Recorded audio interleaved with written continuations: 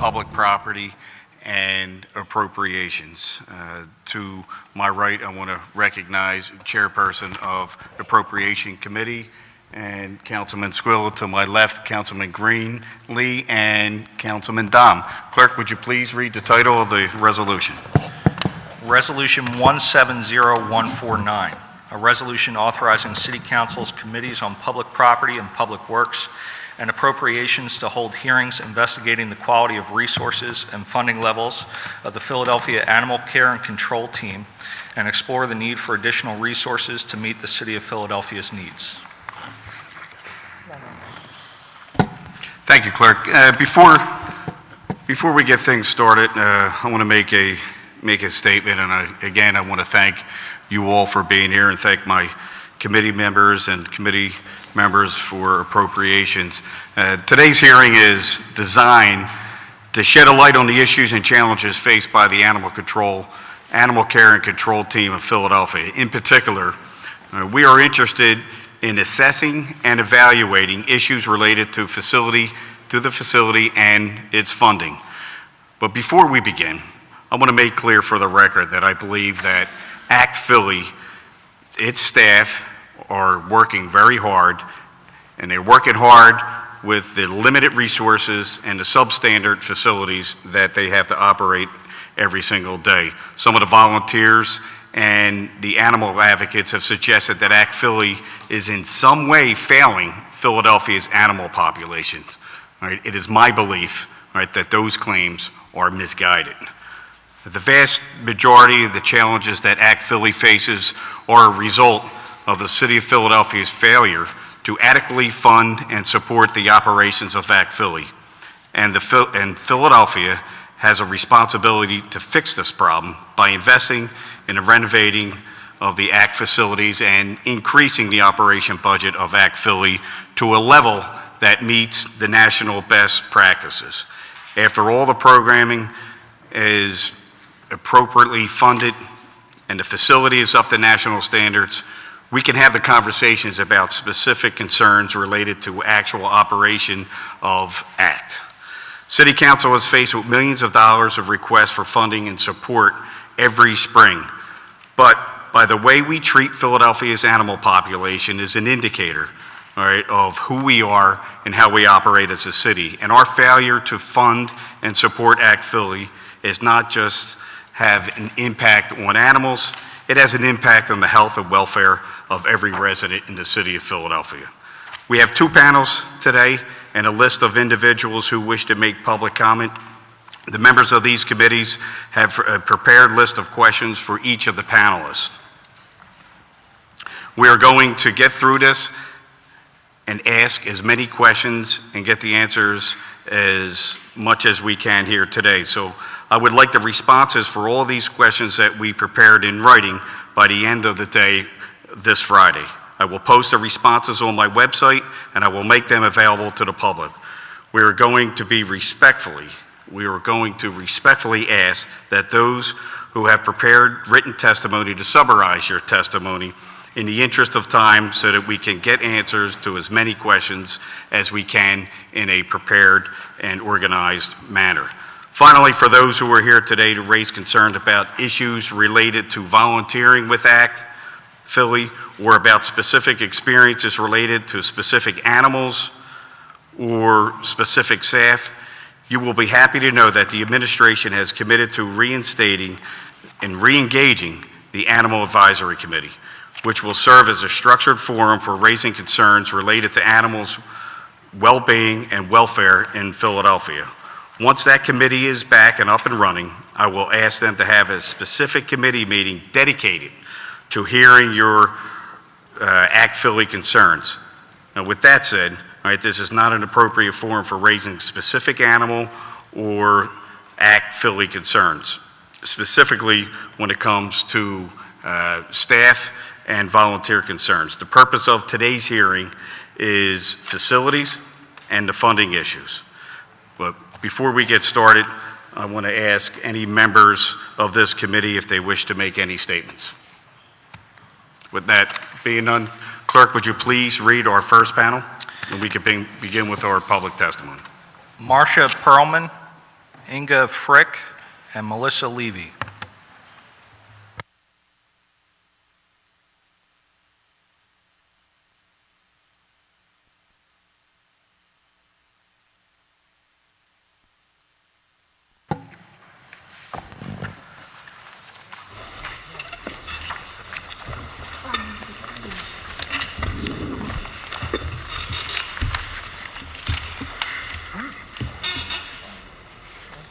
Ready to go? Good afternoon. You may state your name for the Good record and afternoon. proceed with your testimony. Thank you, Councilman. I'm Marcia Perlman. I have been a resident of the Philadelphia area for over 40 years, and I have been involved in animal welfare for most of that time. Since serving as acting president and CEO of the Philadelphia Zoo, I have been a member of the boards of the two largest animal welfare organizations in the United States. The ASPCA, where I served as chairman of the board, and currently I'm a member of the board of HSUS, the Humane Society of the United States. I also work with Saved Me, one of ACT's largest rescue partners, and I am a member of the Pennsylvania Dog Law Advisory Board. Let me begin by confirming everything that Councilman Henon has said in his opening statement. Most importantly, the Councilman stated that the vast majority of the challenges that ACT Philly faces are a result of the City of Philadelphia's failure to adequately fund and support ACT's operations. The problem is not simply that ACT Philly is under-resourced. It is, in fact, the single most poorly funded municipal animal shelter among the 10 cities closest to the United States, closest to Philadelphia in the United States. You can see from the chart over here, Philadelphia is dead last among cities with populations of between 850,000 and 2.2 million. The average number of dollars that are given per capita in the United States to shelters is approximately $7 per animal brought up per capita. Philadelphia funds less than $2.60. So our funding for a city of this size to our animal control facility is well under half the average of comparably sized cities in the United States. Could you move to the next slide? Secondly, in looking at how cities fund their animal control operations, what's equally important is how much money is funded per animal that is turned in to animal control. Again, Philadelphia is dead last among the 10 cities that are comparably sized. Philadelphia spends $182 per animal that is brought into the ACT facility. The median in Philadelphia is close to almost outside of Philadelphia is close to almost $500. While the management of ACT accomplishes what it accomplishes at the level of funding that it receives is extraordinary, but it's operating with a fraction of the financial resources it needs. However, and this is really important, what is an even bigger constraint for ACT is the space it's allocated in its building at Hunting Park Avenue, and the amount of space which it has to operate is critical to its performance. Let me explain why. The single most important measure of an animal control shelter's performance is its live release rate. The goal of ACT and what is needed if Philadelphia is to be considered a no-kill city is to release live to adopters and rescue partners all of the healthy or treatable adoptable animals that it takes in without being forced to euthanize those animals for lack of space. ACT's live release rate was an appalling 62% when it was formed in 2011. And to achieve even that low rate, it practiced some of the worst policies that we can imagine today. Animals were left with almost no oversight as to whom they were being given to, and they were left with almost no evaluation of the condition they were in, either in terms of their physical health or their disposition. ACT was physically so overwhelmed by the city's stray and surrendered animals that these animals were constantly becoming sick, primarily with respiratory illnesses, and rescues were forced to reduce the number of animals that they would pull from ACT because they couldn't afford the medical care that ACT animals required. Over the last few years, through the institution of improved management practices and limited modifications to the building, and because of the continuing critical support of many dedicated rescue organizations, many of whom are here today, the live release rate is now in the 80% range, but this is still lower than the national average, and the space constraints in the building make it impossible for ACT to continue to improve its life-saving work. Over 22,000 animals are brought into ACT each year, some as strays picked up as a result of the calls it receives 24 hours a day, and some by owner surrenders of residents who can no longer care for their animals. ACT doesn't have the space to care for these animals properly, and all staff, with the exception of HR, is in sharing office spaces with at least 2 and sometimes as many as 13 people in a single office. Animal control workers have no space in which to fill out their reports and complete their work. Because closets were converted to hold animals, there is no space at ACT for any storage in the building.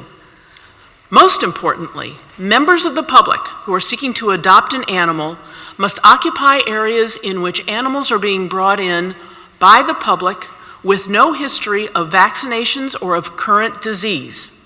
The work that ACT needs to do to keep animals in minimum quality conditions, conditions which do not breed disease among animals, which keep the animals safe, which keep the staff safe, and most importantly, which keep members of the public safe in their shelter every day, simply cannot be carried out in the space that ACT has been allocated at this point.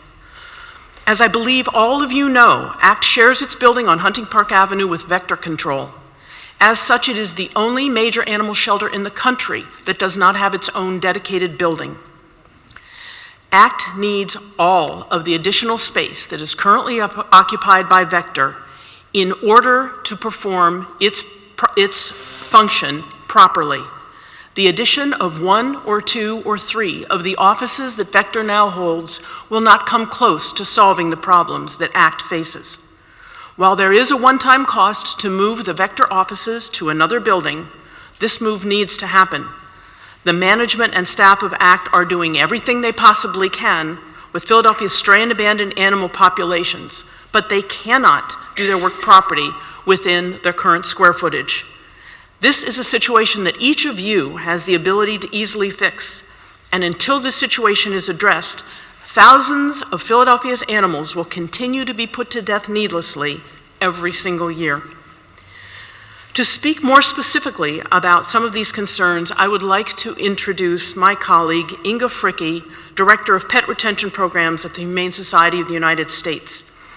Inga serves on the board of the Shelter Animal Count, a nonprofit organization formed to create and share a national database of sheltered animal statistics. She has spent her career working on animal sheltering and is a nationally respected authority on best practices in animal shelter operations. Inga. Thank you. Thank you State all. your name for the record and then. Inga Fricke. Thank you all so much for giving me this opportunity to speak to you today regarding Philadelphia's animal control services. As Ms. Perlman mentioned, I have spent over 15 years working in the field of animal sheltering, both in private shelters, public shelters, and for the last 7 years with the Humane Society of the United States, serving as a shelter expert, advising shelters and rescue groups of all sizes and types around the country. I should note that HSUS is not just speaking today from a national perspective. We have a significant vested interest in the city of Philadelphia. I hope that most of you know that HSUS has a program called Pets for Life that is operating and currently serving almost 20,000 citizens of Philadelphia. HSUS has invested considerable amounts of funding, staffing, and other resources to help the citizens of Philadelphia. And that certainly gives us a unique perspective in terms of what the city actually needs to provide services and care for both people and animals here. On a national level, the field of animal sheltering has evolved considerably from the days when the municipal pound was simply located hidden next to the landfill and considered an afterthought when it came to budgeting or resources. Today's modern animal care and control facilities should, and in most municipalities around the nation do, reflect the value that the citizenry places on their pets. We know firsthand from the Pets for Life program in Philadelphia how much Philadelphia citizens love and value their pets.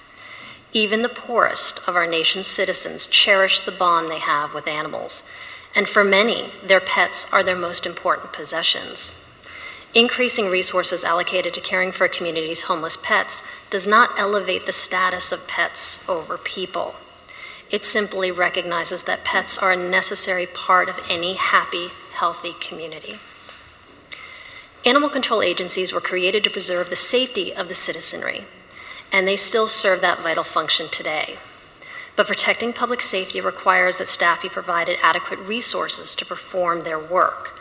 Resources like sufficient staff to cover shifts and answer citizenry calls, equipment that is safe and in good working order, and even the workspaces necessary to complete and file paperwork efficiently. Without adequate resources, officers cannot be expected to protect the public to the best of their ability. The same can be said for staff working within the shelter itself. If they're not provided necessary resources, not only do programs suffer and opportunities for expansion are squandered, but the safety of that staff, the animals, and members of the public is compromised. Regarding the current ACT facility, I can say without hesitation that in its current state, it is not able to meet modern sheltering standards. Sheltering has truly become a profession as any other, with studies, research, data done and compiled to ensure that quality animal care is provided at the highest levels. One of the most important resources and tools that we use to evaluate animal care was published in 2010 by the Association of Shelter Veterinarians, called the Guidelines for Standards of Care in Animal Shelters. That document truly sets the minimum standards for animal welfare facilities. Unfortunately, ACT's current facility does not enable it to meet most of the minimum standards set forth in the ASV guidelines in terms of housing, disease prevention, and other basic necessities. For example, the lack of a dedicated quarantine area for dogs that have bitten members of the public is incredibly concerning. These are animals that have already demonstrated a propensity to bite. Staff and others should be protected from them, and right now there's no space to do that. A good quality modern shelter should have isolation areas that are able to separate animals that are healthy from animals that have either been exposed to disease or could potentially succumb to disease. In its current configuration, ACT is not able to successfully isolate suspect populations of animals. Even if they did have that space, as the shelter currently exists with unsealed floors, for example, staff would be hard-pressed to truly battle disease within that shelter based on the current floor plan, cross-contamination, that lack of basic sealing of the floors, and having an environment that's actually disinfectable. As hard as the staff tries, they will never be able to win the battle against disease that comes through that shelter every single day. People who are surrendering and adopting also don't have adequate space to either share information that could be life-saving about the animals they have to give up, or to learn vital information about how to make their bond with their new pet as strong as possible. While Mr. Medley and his team have made great strides in recent years in terms of improving life-saving, and certainly are doing what they can to improve the quality of life for each and every animal in their care, there's only so much that they can do within the existing facility. At a minimum, the animals and the staff of ACT need and deserve more space. Holding animals in crowded conditions and spaces that were not created as animal holding areas and that are inadequate in terms of size is not simply a welfare issue, and it is certainly not a luxury. Animals who are kept in cramped and substandard conditions experience greater stress. The higher their stress, the higher their susceptibility to disease. Diseased animals must be provided medical care, which can be expensive to provide, and they also stay longer in the shelter, which means more care days per animal and more money spent per animal in terms of costs of care. The bottom line is that not being able to provide minimum standards of care for the animals isn't just a humane issue, it's a financial one. Poor care results directly in wasted money. And that's not only a cost to the citizens of Philadelphia, it's also a cost that's passed on then to the wonderful rescue partners and adopters that are trying to do the right thing by taking in Philadelphia's homeless animals. Philadelphia is a city that is made up of people who love pets, and it's fortunate to have an animal control director who's committed to improving the welfare of animals. ACT should be provided the resources necessary to do just that. Thank you. Thank you for your testimony. Before I ask you to start, I want to recognize that we are joined by Councilwoman Blackwell and Councilman O'Neill. You may state your name for the record and proceed with your testimony. Thank you. Hi, excuse me, my name is Melissa Levy. I'm the Executive Director of PAWS, the Philadelphia Animal Welfare Society. And I'd like to begin by thanking you, Councilman Henon, for holding this hearing and for everything that you said in your comments to begin the proceedings today. They are greatly appreciated by everyone at PAWS and everyone that is invested in strengthening the resources that animal control has to work with in the city to benefit the pets and the people who depend on it. I would also like to thank Marcia and Inga for all of their comments. I would echo every single one of them. I think that they spelled out the limitations and the commitment, the needs that animal control has that are just simply not being met.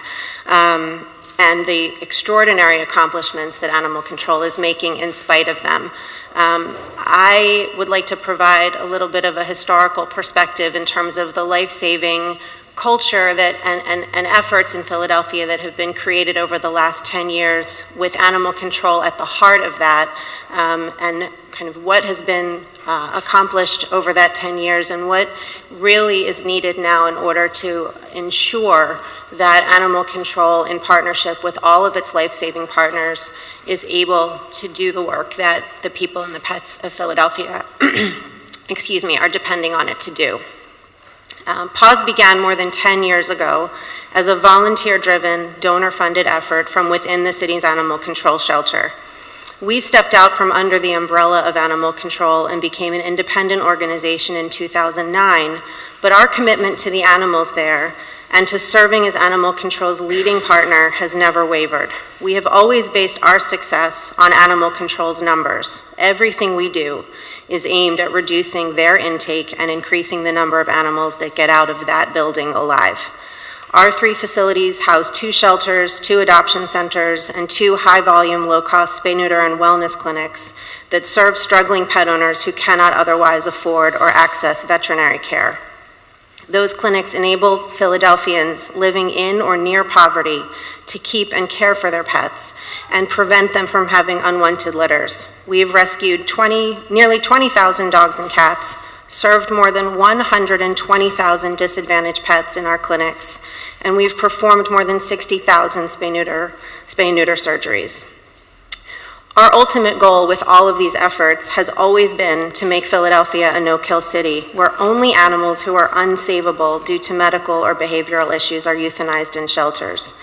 As Animal Control's largest rescue partner, we have worked closely with every iteration of that agency for more than a decade. We feel a profound connection to what happens there and a responsibility to facilitate its success however possible. What happens at Animal Control, as you said earlier, is a barometer of how the entire city of Philadelphia cares for and protects its animals and the people who value them or come into contact with them.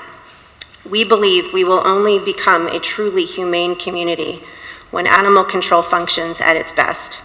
That means having a suitable space to safely house animals, receive the public, for staff to do their work, having a healthy building environment with key systems operating properly, and the resources necessary to meet at least the basic needs, but ideally more, for the animals in its care. PAWS was founded in 2006 in response to dire conditions at Animal Control, the conditions that Marcia described that happened in 2012. As difficult as they were light years beyond what they were 6 or 8 years prior to that. More than 30,000 stray, abandoned, and unwanted animals entered that shelter each year, and the vast majority, close to 90%, were killed. New leadership had just been brought in to modernize operations. However, the city contract did not include any funding whatsoever for life-saving. It was concerned only with protecting public health and reducing animal-related disturbances in the community. It was not concerned with valuing the animals themselves or recognizing their importance to people's lives.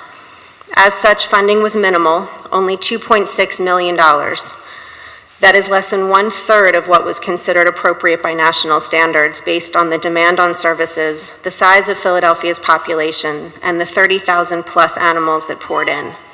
In addition, the shelter space was, and as you've heard still is, a retrofitted warehouse with inadequate ventilation, drainage, and housing for animals, and antiquated medical facilities. Against the backdrop of all of these obstacles, a true grassroots life-saving movement began and has been growing ever since. In addition, with steady improvements since 2012, Philadelphia finally has in Act Philly the efficient, consistent, and successful animal control operation and leadership it needs. What its progressive leadership has accomplished, in spite of their limited financial resources and compromised physical plant, is extraordinary. Act Philly is not just serving as the city's animal care and control provider, they are playing a major life-saving role as well. Philadelphia is now a place where all of the essential ingredients for a no-kill, humane community exist. The animal control shelter is operated effectively and transparently based on best practices and given the resources that they currently have and the conditions that they're operating in. The shelter pet adoption and foster care are widespread in this city. There's awareness of the need for rescue and foster care in a way that did not exist 10 years ago. Thousands of people volunteer and donate funds to support many worthy animal welfare organizations. There is a robust and ever-growing network of rescue groups that provide crucial lifelines to animals. Significant private resources exist for low-income pet owners to get the help they need to keep and care for their pets. And there is genuine cooperation and support across the animal welfare community in a way that has never existed before. This enables all groups to maximize their life-saving work. These factors have transformed Philadelphia for the better. Specifically, in 2016, the number of animals entering the city shelter was at an all-time low, more than 30% lower than when we all started 10 years ago. And life-saving was at 80%, an all-time high. However, despite record low intake and record high life-saving, more than 1,500 dogs and 2,300 cats were still euthanized. So while we celebrate our tremendous progress, we must stay sharply focused on the work that still lies ahead until we finally reach the point where all healthy and treatable pets are safe. We, Act Philly, PAWS, the Pennsylvania SPCA, and many, many other groups are collaborating to expand existing programs and create new ones to zero in on specific life-saving opportunities. Pet retention, intake diversion, and specialized care for the animals most at risk of being killed in shelters are just a few needs we are addressing. But to make the most of these plans and to put the private support we are garnering to best use, ACT must finally have adequate facilities and resources. Additional funding and building space would enable them to save more of the animals with the least chance of leaving the shelter alive. Only the city can provide those tools, making this a true public-private partnership at last. With your support, we will have the crucial remaining elements needed to finally make Philadelphia a humane, no-kill community. Thank you for this opportunity to testify and for your concern for the people and pets of Philadelphia. Well, thank you all for your testimony. I have a few questions and decide who is appropriate on the panel to answer them, and then I'll open it up for questions from this committee up here. So what are the factors that impact a shelter's intake numbers?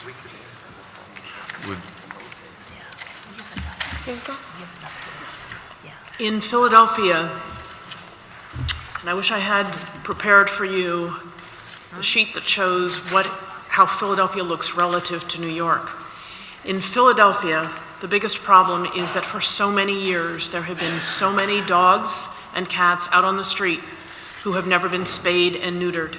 Speaking primarily about dogs, this problem increases any time that strays are not being pulled off the street, and it decreases any time that strays are being collected by ACT and that low-cost spay-neuter services are being provided either by ACT or by other organizations in the city. To give you an idea of the impact that this can have, New York City brings in 30,000 animals. New York City has 9 million people. We bring in 22,000 animals, and we have 1.5 million people. The primary reason for that difference is because New York City has invested for years in an extensive, low-cost spay-neuter program. So there simply aren't stray dogs running around the 5 boroughs, creating new puppies every single year. The problem for cats is equally as difficult. ACT Philly has received funding from outside organizations to help get under control the cat population in Philadelphia, and there has been some success with that. But the funding, I believe, is going to run out shortly, and I'm not sure what is on the books for further control for further trap, spay, neuter, and release programs in the city. Thank you. This is a square footage question. I don't know if you would have the answer or not, but how many square foot or square feet of space should Philadelphia have with an intake rate of 23,000 animals per year? Well, I can say I would love to be able to give you a formula that works nationally. When we're looking at square footage, we're really looking at how the space is to be utilized. There are definite standards with respect to how much square footage each animal should be provided. For example, cats should have at least 2 feet of triangulated space within their cages. Dogs need to have, at a minimum, sufficient space to stand up, turn around, lie down, extend their limbs fully. That space requirement varies depending on the size of the dog, whether it's a Chihuahua versus Great Dane, so there are no hard and fast numbers on that. So it's a function of adding up the space requirements for the number of animals that are anticipated to be coming in, but also then adding up the other elements that really should be provided in a modern animal care center.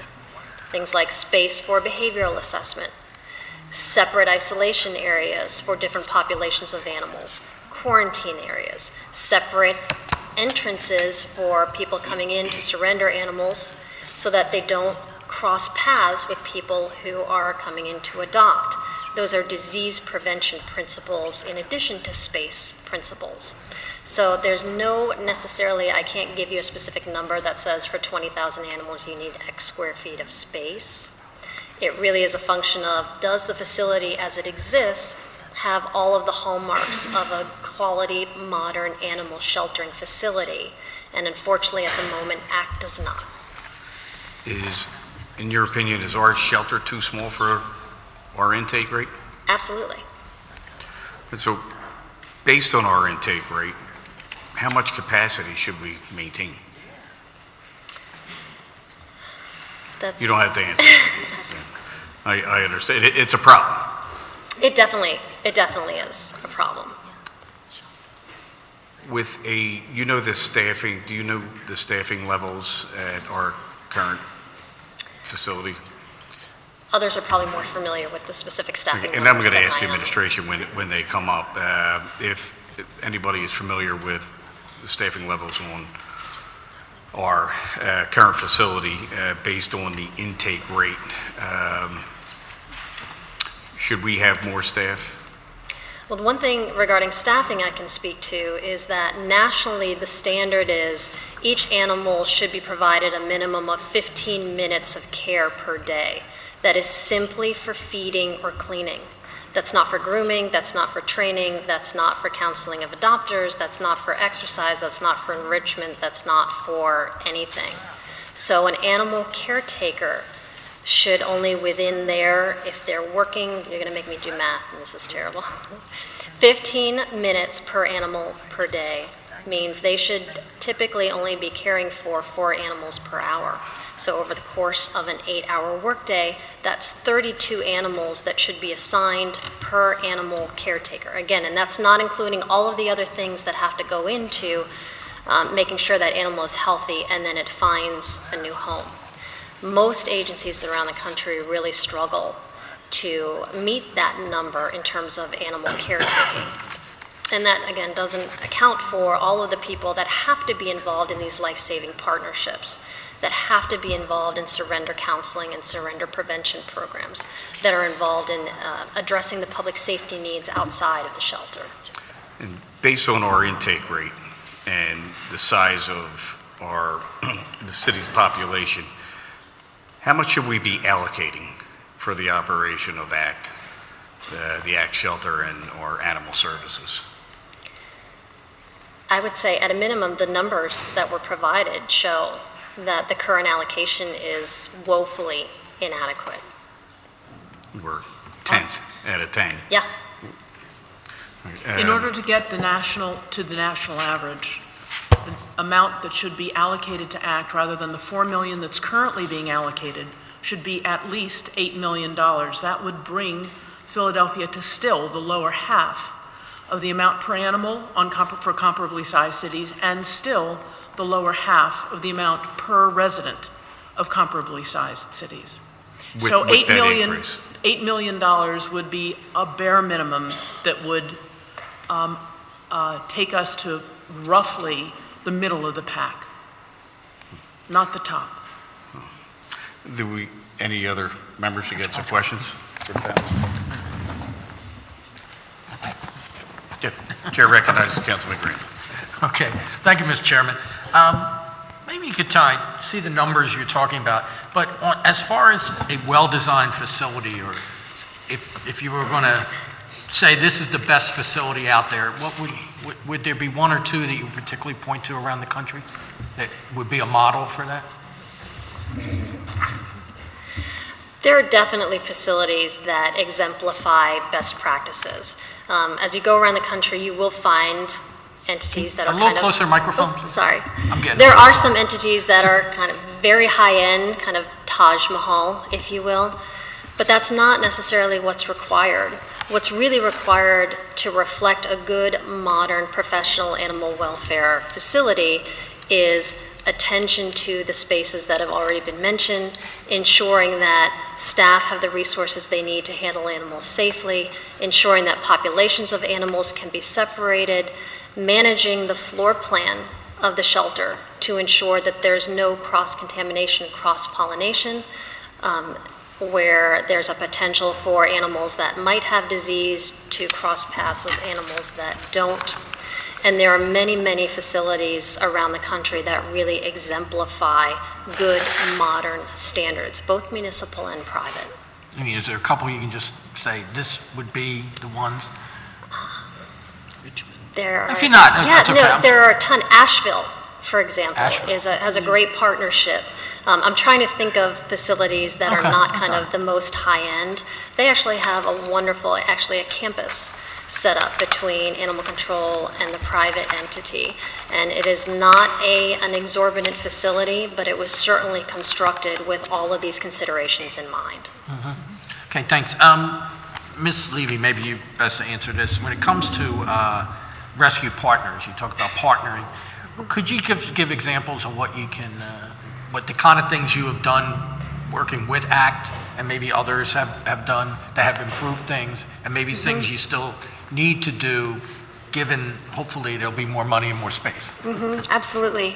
So PAWS was founded originally from within the animal control shelter, where our only effort was just getting animals out alive any way we could. It was a time, it was such a chaotic time, and things were so desperate that it was just get every animal out any way we can.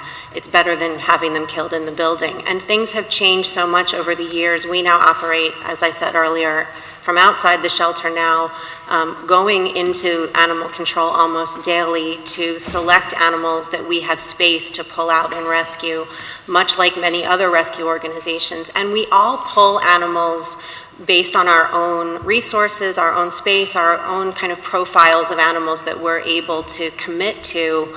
But over the years, as animal control's life-saving efforts have improved and grown, and they do more adoptions, they're able to place more animals into foster care. The population of animals that truly need rescue the most is becoming much more specialized. So the behavioral profiles, the medical profiles of those animals has gotten much more specific, and their needs have increased. And so now we're looking, now that the life-saving kind of safety net in Philadelphia has grown to the point that it has, we are working in concert with animal control all the time to identify the animals who are least likely to get out another way, and to provide the medical resources in particular, but also the behavioral assistance that those animals need to get out alive. So it's been an evolving process, and every rescue organization that works with animal control has their own mission and their own just kind of variety of animals that they are choosing to focus on, able to focus on, but it's a constant back and forth,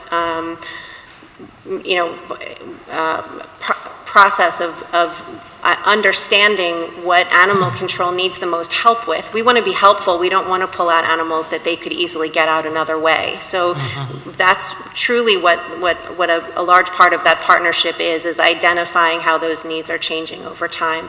If I may, I just wanted to go back and mention one other component of the animals that are entering the shelter in the first place.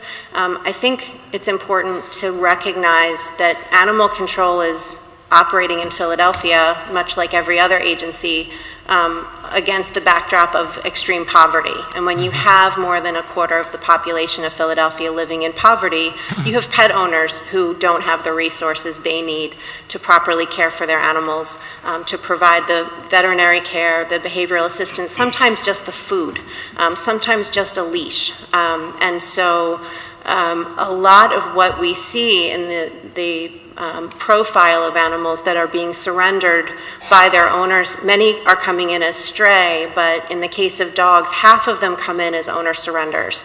And the majority of those animals who are surrendered by owners who just don't have what it takes anymore to properly house and care for their pet. And they're heartbroken. They don't want to part with their pet, which is why we are all working in our own ways to look at how we can provide those owners with what they need so that they never get to that point. But and so what that means is that those animals are less likely, as they're entering the shelter, to have received veterinary care in the past. They're more likely to have behavioral issues that are challenging because they were in homes that were struggling to survive in the first place.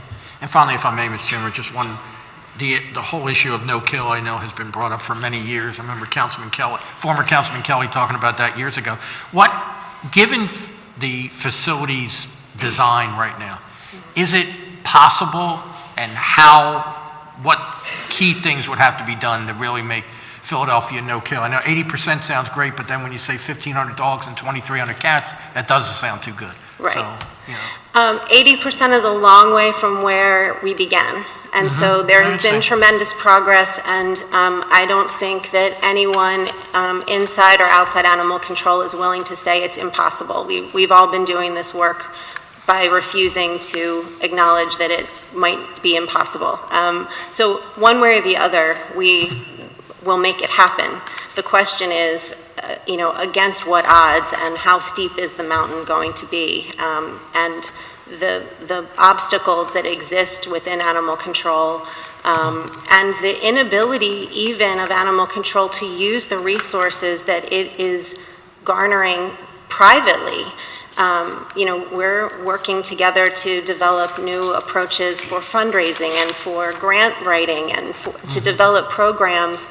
And the question is, if we get this funding, where will animal control even perform the programs that we are talking about developing for them? That's why I bring up the facility issue. Right, and so that's the wall that we come up against. Without the proper space, at a minimum, to even engage in the programs that are essential in order to reach that goal of no kill, it's going to be very difficult. Okay, thank you for all the work you do. Thank you, Mr. Chairman. Thank you, Councilman. Chair would like to recognize that we were joined by Councilwoman Henon and also recognize Councilman Blackwell for a question. Thank you.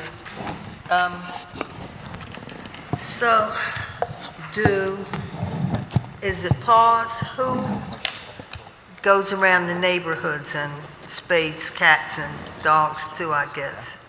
Well, PAWS operates 2 low-cost spay, neuter, and wellness clinics that are open to the public and meant to serve pet owners who aren't able to afford care elsewhere. We don't physically go out into communities, but we work very closely with community trap, neuter, release groups and other groups that are trapping stray cats, bringing them to us to be spayed and neutered, and then returned to their community so that they're no longer reproducing.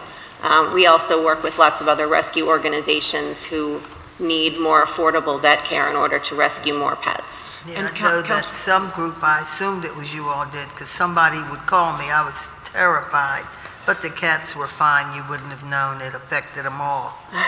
And also when, they tell you cats have AIDS or TB and all kinds of things, and they suggest that they be killed. Is that right?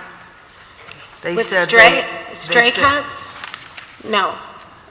Cats that are brought in, that are trapped, that are stray, trapped, and brought into clinics to be spayed and neutered and returned, typically are absolutely no threat to the public. They're living.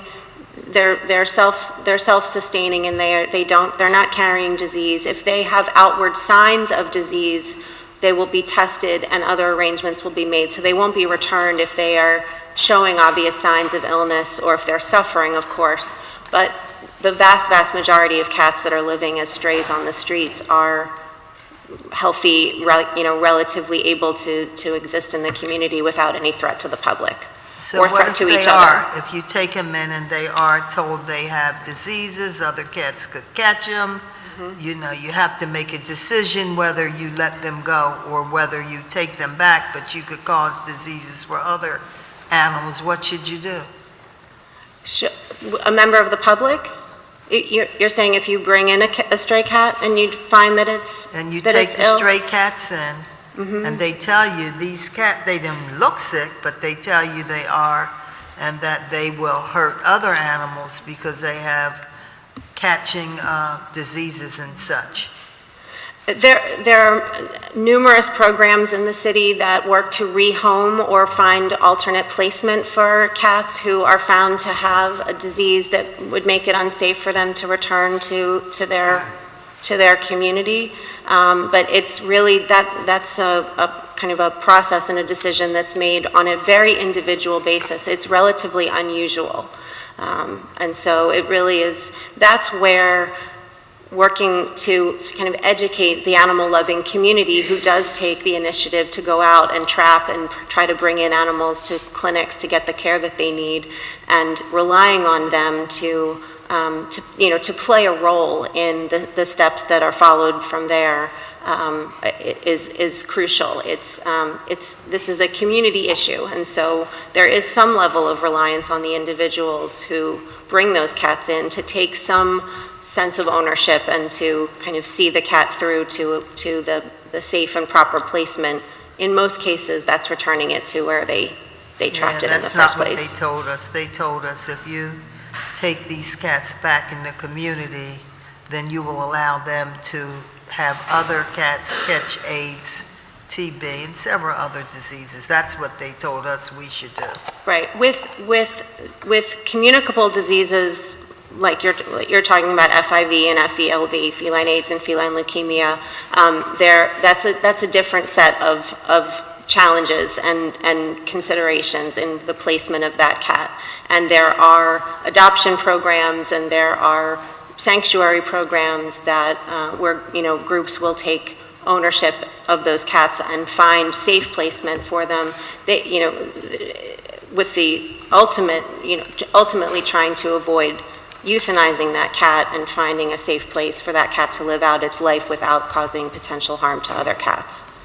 Also, when they change foods, like maybe you all know of Science Diet, then all of a sudden you can't get it anymore. So what do you do in those kinds of, can't get it? They've changed all the stuff you used to get about a month ago. Now there's something else. So what do you do in that instance? As far as what's available in stores or through? Yeah, I mean, if you go in Rite Aid, you can get kitty cat. They got all, sorry, I'm just taking advantage. I know I am. But I'm almost finished. And somebody told me somebody had a cat back there. I sure want to see it. But, so what do you do in that instance? And how do you know what's good? And is going in the Rite Aid good, or do you really need to go into a pet shop? I mean, I think it depends on the situation and on the community of cats that you're feeding. I think for most cats that are living on the street, if you're making an effort to feed them, some food is better than no food. And so if the best that you're able to obtain is from a drugstore. What's good? Well, there are so many brands on the market and. Name 3. Give me 3. So I think it just depends on how much of an investment you'd like to make. I mean. She'll give you a list after. Yeah, I'm telling you, I keep my TV on and all this stuff, my lights on for my cat. But I need some advice. Okay, Right. I'll catch you after. Thank you, Mr. Chairman. Ma'am, if I could just Thank you, Councilwoman. And we're going to, on our next panel, we're going to have Vince Medley, the Executive Director with AC, and we have, Yeah, the you can come look professionals on as my well. desk. You know, you have a picture of your husband, I have a picture of my cat on my desk. Come see it. If I could just follow up very briefly, with respect to your first question, the HSUS Pets for Life program is one of the programs in the cities that does go to door. They have very specific zip codes, and they work in those neighborhoods every single day, providing services, including cat food and other things for people in that community. As I understand it, And SPCA? The PSPCA also does that. provides low-cost spay-neuter services, as does HSUS, and there are a number of cat-related trap-neuter release organizations that do so as well. And the science, just like the science of sheltering, the science of disease is progressing also, whereas even just a few years ago, there was widespread concern regarding the transmissibility of feline leukemia and feline AIDS. Recent studies are showing it's actually much, much harder to transmit than it was before. So this is all an ever-evolving field for the benefit of the animals. Thank you, Councilwoman. Thank For the record, we are joined by Councilwoman Parker. Thank you for joining us here today. And the chair recognizes Councilman Dunn. Thank you, Mr. Chairman. Thanks for bringing this issue forward. For the record, I'm a big animal lover. Just want to put on the record for you. But anyway, thank you for being here today. And I have some questions I wanted to ask. Actually, I have a 15-and-a-half-year-old Jack Russell, still alive. I like to say it's one of my longest female relationships, other than my mother. I don't care. It doesn't matter. So here's a question for you. I heard your testimony. You talked about New York City, and you said in New York City, Mrs. Perlman, that there's 9 million population and 30,000 pets, I believe. And you said in Philadelphia it's 1.5 million and 22,000 pets. And you said, and I'm thinking about this because what we're talking about here is all corrective, and what they did in New York was preventive. Exactly. So this is a good thing to have, but how do we get to the preventive mode in Philadelphia? Dollars. It's not rocket science. New York had the advantage of the ASPCA helping the city, because it's headquartered there, helping the city to become a no-kill city or close to a no-kill city, especially given its size. We have the PSPCA here, which provides such services. PAWS helps provide such services. HSUS provides such services on as large a scale as it does to any city in the United States. And ACT could provide such services if it had the funding.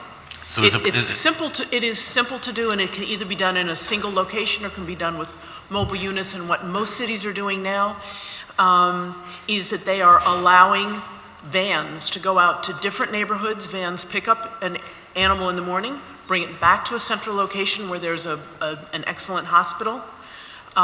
Vets are becoming extremely expert on doing very quick and very safe low-cost spay-neuter services, and then those animals are returned by vans to the block at which they were picked up on that very morning. So the processes are very well known and simple to replicate if the money's available.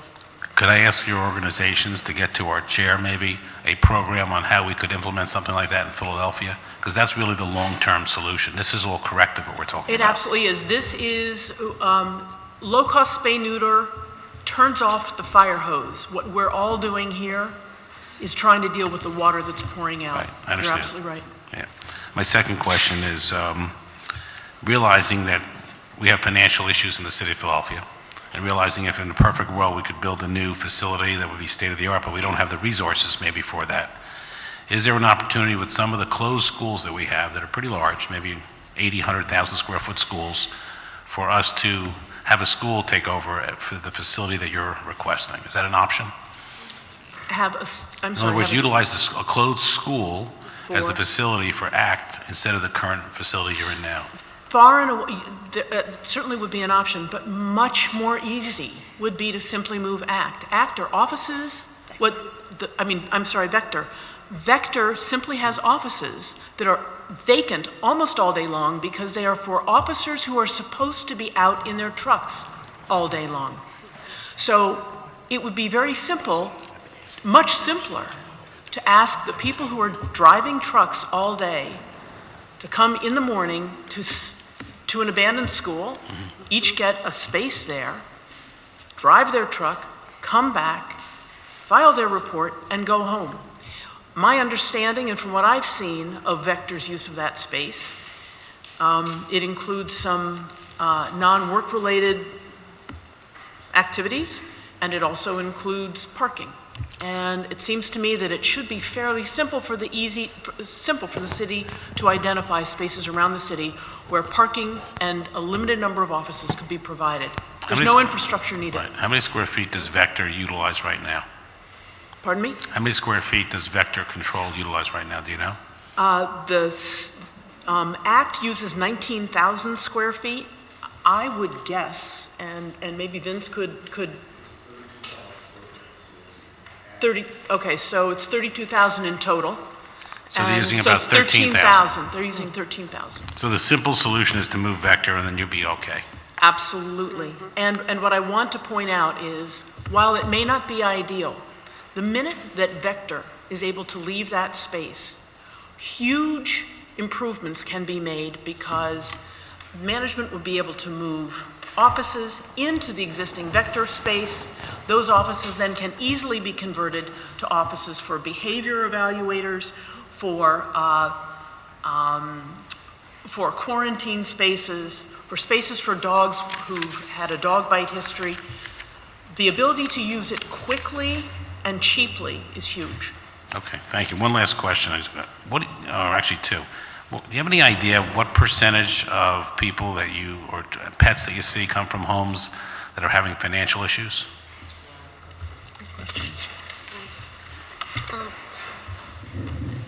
I'm sure that my colleagues up here can provide more Philadelphia specific, but certainly we know without a doubt that finances directly impact shelter intake when we've seen other communities that have been hard hit by various economic calamities. Intake certainly goes up. The biggest example of that was the BP oil spill, when we saw as a result of those job losses, massive intakes of animals into shelters surrounding those areas. People, regardless of their income, they need access to spay-neuter. They also, though, need other opportunities to preserve their animals. My colleague already spoke about how heartbreaking it is for most people to surrender their animals. The number one reason, aside from spay-neuter, that animals are surrendered to shelters every year is housing issues. It's moving landlord issues. And then from there, it is definitely too many animals. It's behavior issues. It's not having funding. Aside from that housing issue, the vast majority of those certainly could be forestalled if the shelter were providing those proactive services. I know that the HSUS Pets for Life program has certainly been speaking with ACT about integrating some of those services, but without even a space to put an extra body to talk to people coming in the door, that's simply not a reality nowadays. Would you say that 40 to 50% of the people are having financial issues? Ballpark? Yes. So here's Without a doubt. I can give you a That's specific fine. breakdown That's after fine. this, but yes, it's difficult to put your finger on exactly the numbers because many pet owners, when they surrender a pet, are not going to say, I can't afford this pet. They're going to say the pet is sick, or I had to move, or, you know, the pet is behaving in a certain way. These are reasons related to not having enough money to do what they need to do, and they're describing it in a way that is a little bit veiled. So but the vast majority of owners surrendering their pets to the animal control shelter are doing it for financial related reasons or reasons related to not having the resources they need. So my next question, because you teed it up perfectly for me, is are your people who are speaking to everybody familiar with the Earned Income Tax Credit? I don't know the answer to that. I know that the demands on animal control staff in the moment, as people are literally sometimes pouring through the door with their animals, is so so burdened that having that ability to counsel and to kind of dive in deeply to their issues is very limited. But I would say this, we're looking at different points throughout the city where this information can be shared. Schools is a point, other places, but you're a great point. And the Earned Income Tax Credit, not to sound like a broken record, last year, the city of Philadelphia, 40,000 people qualified, didn't get checks. We left $100 million. Average refund is $2,400, get up to $6,000. You can file back 3 additional years. So someone coming into your place with a dog or a cat and qualifies could walk out with a check when they fill out the forms of $24,000. That makes a huge difference for them, and maybe they even keep their pet. Absolutely. So whatever we can do I think it's developing the resources so that there literally are bodies available to have those conversations and to help those pet owners connect with the resources that are available to them. So my goal is to make sure that your organizations have this information and give it out to the people when they come in so they can keep their pet. Right. Thank you. Thank you very much for your testimony. Thank you, Mr. Chairman. And again, Councilman, on our next panel, you'll have the executive director and the animal and the ACT team that'll be up, and you can, perfect lines of questioning again for them and to see how they can incorporate it in their intake process and, just when they meet the public as they come in. Chair recognizes Councilman Squilla. Thank you, Mr. Chairman. And I also want to thank you for bringing this to light, and I think you're going to find that most council members are going to be very supportive of an increase in revenue for our Friends for Our Animals. But knowing that what we heard today, and we're going to hear from other people who are going to testify, and beside the animal care and the care of pets, we also have issues with wild animals that are in the streets, as far as raccoons and possums and things like that. And our resources don't even touch that aspect of it. What would be your recommendation, I should ask, of how to handle that with our agencies, and then who would then be responsible and the amount of resources necessary so that, we have people putting rat poison out to kill these animals and other things. What can we do to take them and relocate them or do something? What's the best way to handle, I guess, some of the wildlife that really aren't pets that are in the city? Anybody? I don't know if there's an answer. I can tell you that in Delaware County, one service was provided by an individual company that did such a terrible job that it was basically barred from doing that kind of work in the county going into the future. So it's a difficult thing to outsource. I don't think Delaware is an aberration in that regard. Probably this question is best answered by Vincent, though, because I think the three of us are really very focused on companion animals as opposed to wild animals, and wild animals require their own care in a way that is, no vehicle that is equipped to pick up a dog can pick up a raccoon at the same time. So it's a completely separate process. Okay. Yeah, there definitely are municipalities where animal control also responds to wildlife calls. Those tend to be calls, though, that are limited to potential human interaction.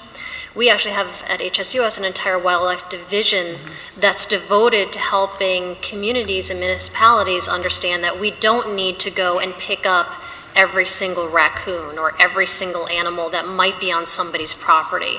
We can actually help arm citizens with understanding how to avoid having those negative interactions. Very simple things like just not feeding your cat outside is a wonderful way to eliminate raccoon problems. Again, there are a lot of things that could be done under ACT's current level of staffing and funding. Those kind of enhanced services, I would imagine, are certainly not achievable. I don't want to speak for Mr. Medley, but I would say definitely not. But if that is something that the city sees as a problem, would like to see taken on, again, that requires additional funding, that requires space, that requires training for officers. It's definitely doable to make sure that Philadelphia is treating its wildlife population as humanely as its pet population. But again, that is another layer of resources that would be necessary to do effectively. And I would agree, because we see the need for the pet population out there, and then we see what happens sometimes to the wildlife population that's out there, and you sort of feel just as bad for them as you do for the pets. So we have to come up with something, and hopefully by the time these hearings are done, we'll come up with ways to decide how to move forward with it again, but they all do need additional resources. And sometimes we look at our acts and everybody to do everything. You hear an animal, something with an animal, let's call them and just go after them. So maybe it is not only educating the public, but educating us here on council and other folks on what we need to do to access all these avenues that our city residents are, encountering. So, thank you. And just so that you know, Councilman, Schuylkill Valley Wildlife Center, just outside the city, can also come and help, not on a formal basis in terms of any kind of a relationship with ACT at this point, but that is maybe something that you could deal with them about in terms of developing a formal relationship with the city to handle animals here. Do they have a relationship with any other municipalities? I don't believe they do, but I can't say for sure. Okay. All right, well, that's a good start. It could be a nice source of a little bit of revenue for them because they do have facilities that are underutilized. Okay, well, that's good to know. Thank you. Revenue, Councilman. It seems like revenue and space is a consistent concern and ongoing problem, especially when we fall way short for even the national average for first-class city as Philadelphia is. We have to move on to our next panel, but I do have two quick questions for you. Does ACT Philly, to your knowledge, fundraise the same level as any other facilities that are comparable in size and resources? I'd like to answer by saying that ACT Philly is effectively a department of the city of Philadelphia. It may be organized as a 501c3, but it is subject to the employment rules for the city. It has unionized workers who I believe work for the city, not for the city, but it has unionized workers. The city owns the facility, and the board is chosen by a city organization or a city department. So it's very hard to fundraise. It's not impossible. There is only one part of the city that I think is somewhat analogous, and that is mural arts, in which a separate organization was created, Mural Arts Advocates, to help fund the Mural Arts Department within Parks and Rec. And they raise money, but other than that, I don't know that anyone else does in the city, and I'm not aware of any other municipal shelters in the country that have fundraising as a significant part of their It revenue. really kind of puts them at a disadvantage. Very much so, You because know. I would imagine for most people in the city, they believe they're paying their taxes, and this is something that they would expect the city to take care of. That doesn't mean, however, that in special instances, it would be impossible for ACT to find donors who would like to give to particular projects. That kind of thing frequently could be done if it were a sufficiently appealing project. Okay, has anybody on this panel here visited the ACT facility? And if you have, I'd be interested in the top 3 to 5 changes or suggestions that you might think is best in your professional experience to the physical infrastructure to help improve the animal care, the staff. Again, you know, I'm excited about ACT coming up here, ACT Philly, because, you know, I want to state it, they do a tremendous job under an enormous amount of stress, severely underfunded, working incredible hours, you know, with the intake as high as they do. So if you have any suggestion, well, first of all, has anybody visited the staff or facility? And could you make, in your opinion, again, any recommendations to the physical plant to help the quality of care to the animals, to the staff, and to the volunteers? Because the volunteers do, ACT wouldn't be, it would be tough or difficult for ACT to survive without the volunteers. So I do want to recognize that, and then we'll talk about that in a little while. So your opinion and suggestions on the visit. Sure. I've been to ACT more times than I can count. I would say really it all comes down to having more space to spread out and to utilize space in ways that are more conducive to better animal care, better ability to accommodate the public. I think just off the top of my head, and I'm sure that ACT staff has given this many countless hours of thought, but off the top of my head, I think that having space to house different populations of animals separately, to accommodate adopters and fosters so that they are able to interact with animals more effectively without the noise and the stress of everything else going on around them, so that they're better able to make matches and leave the building safely with their pets, having a separate way for animals who are being brought in, either by the police as injured strays or by the public as owner surrenders or found strays, so that they are not crossing paths and potentially exposing the existing population to disease or to other dangers. Being able to provide counseling to owners who are potentially surrendering their pets. There are endless uses for the space, but that's really what it all boils down to. Could we accomplish all that on its current, if I things were believe so. different, If in animal its current facility? And I physical believe so. outlet? If animal control had the full use of that building, I think that its ability, and of course the resources to staff up to utilize that space effectively, I believe that many of these kind of bottlenecks and challenges that come with the constraints that they're existing under now would be eliminated.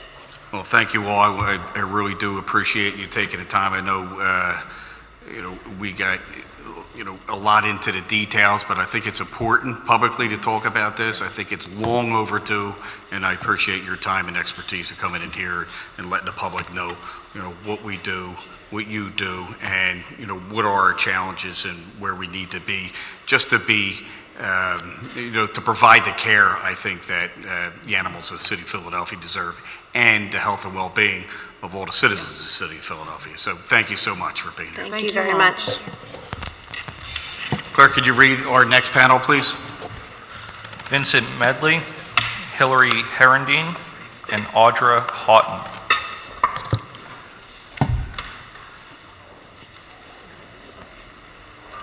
Just for an announcement, I'd like to make immediately following this hearing, this public hearing on this resolution, we will start a public property, public works committee on bills 170108, 170139, 170142, 170168, 170288, 170309, and resolution 170048.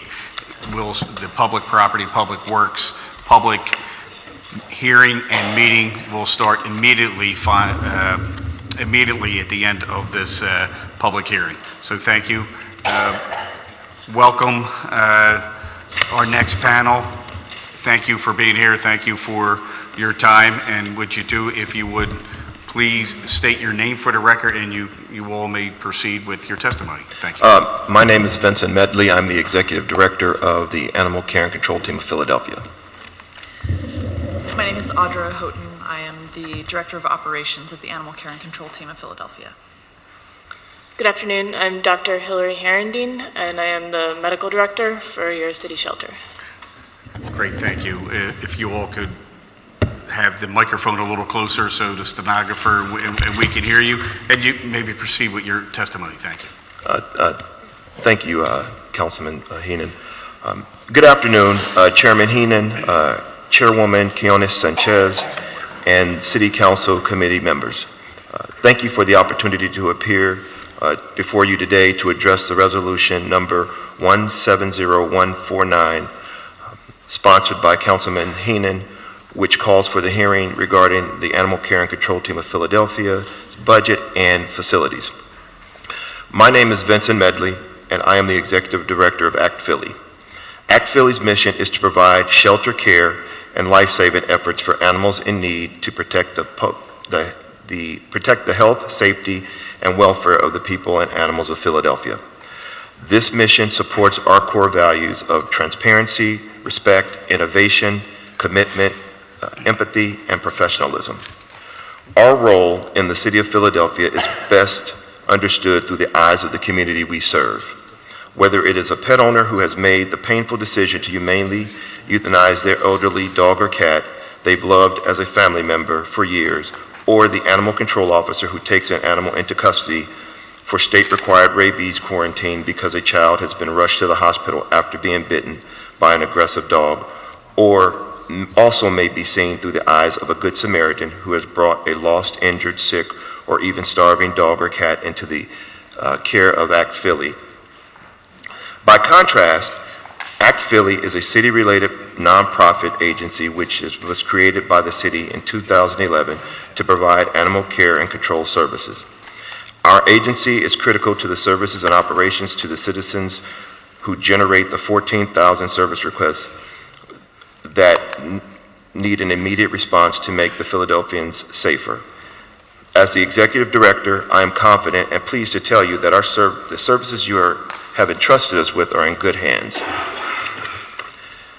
As early as 2004, residents came together and demanded the city convert its existing animal shelter that euthanized more than 70% of the animals that entered the shelter to one that met the national standards for life-saving programs.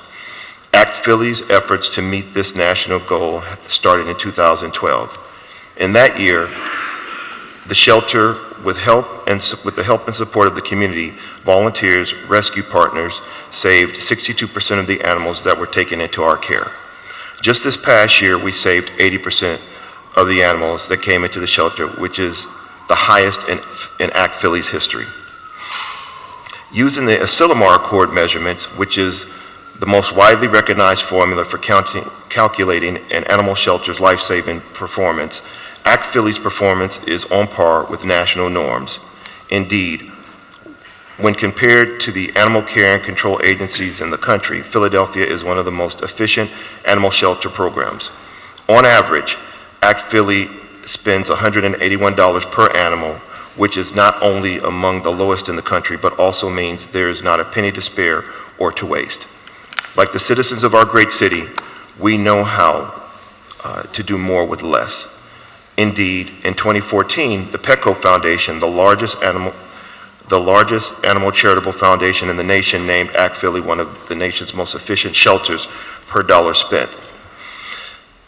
The Petco Foundation continues to be a huge supporter of our work.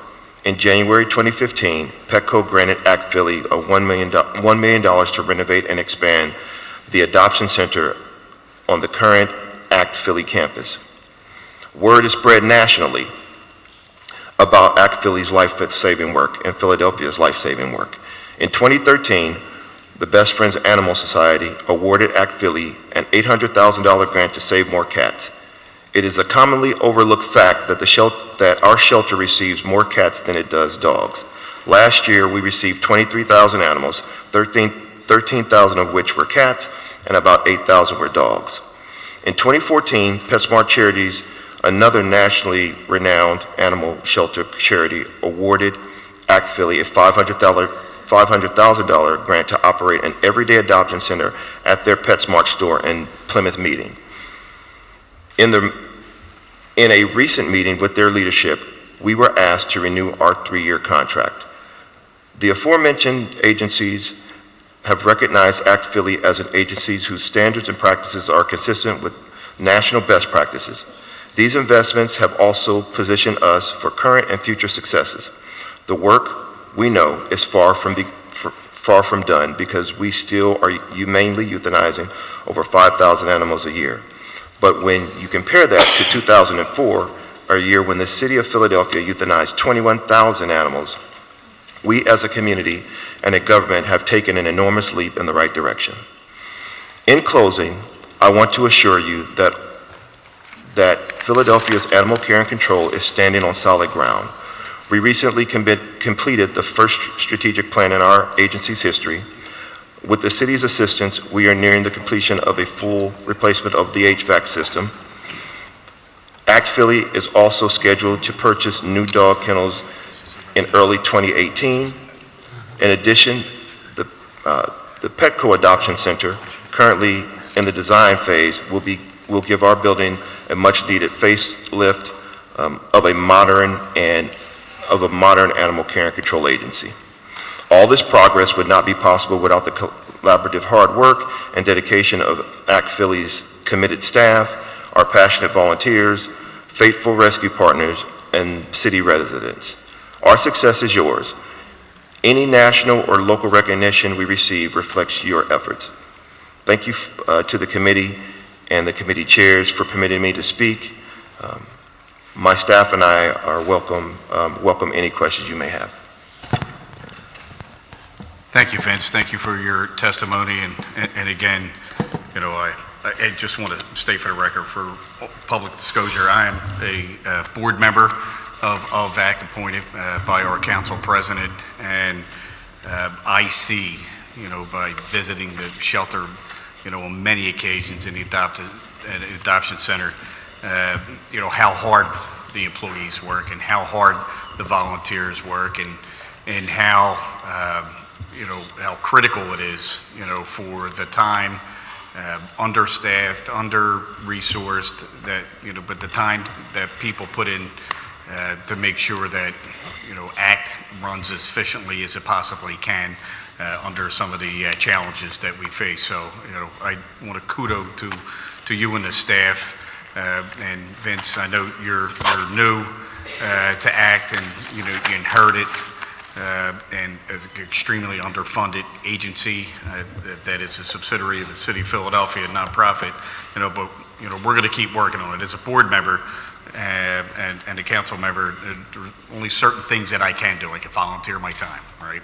I can observe, but it's my responsibility to champion a few things that I can do, and that's you know, shed light and have hearings where, you know, we can let people know and let the community at large know, who put in a lot of sweat equity in, all right, that we recognize that there is a funding shortfall. We recognize that the facility isn't adequate for the amount of intake and the care, you know, not just for the animals, but, you know, for staff and the volunteers. So that's what I'm going to do, and that's what I'm going to continue to do. But we need to do it responsibly, and we need to do it in cooperation and staying on focus. You and your team do your job, and the volunteers do their job, and allow me and my colleagues to work and continue to work with the administration to try to get to a place that is acceptable, all right, or a good start, but a commitment. And I think the administration, to some extent, has been willing to show some of that commitment. So I want to thank the administration for at least sitting down and having ongoing conversations on where to start and how to start. We want to start now, all right, and I think by just the commitment to rejuvenate and I think revive the advisory committee is just a start. To take a look at some of our space allocation and spatial design, whether it's in whole or co-location.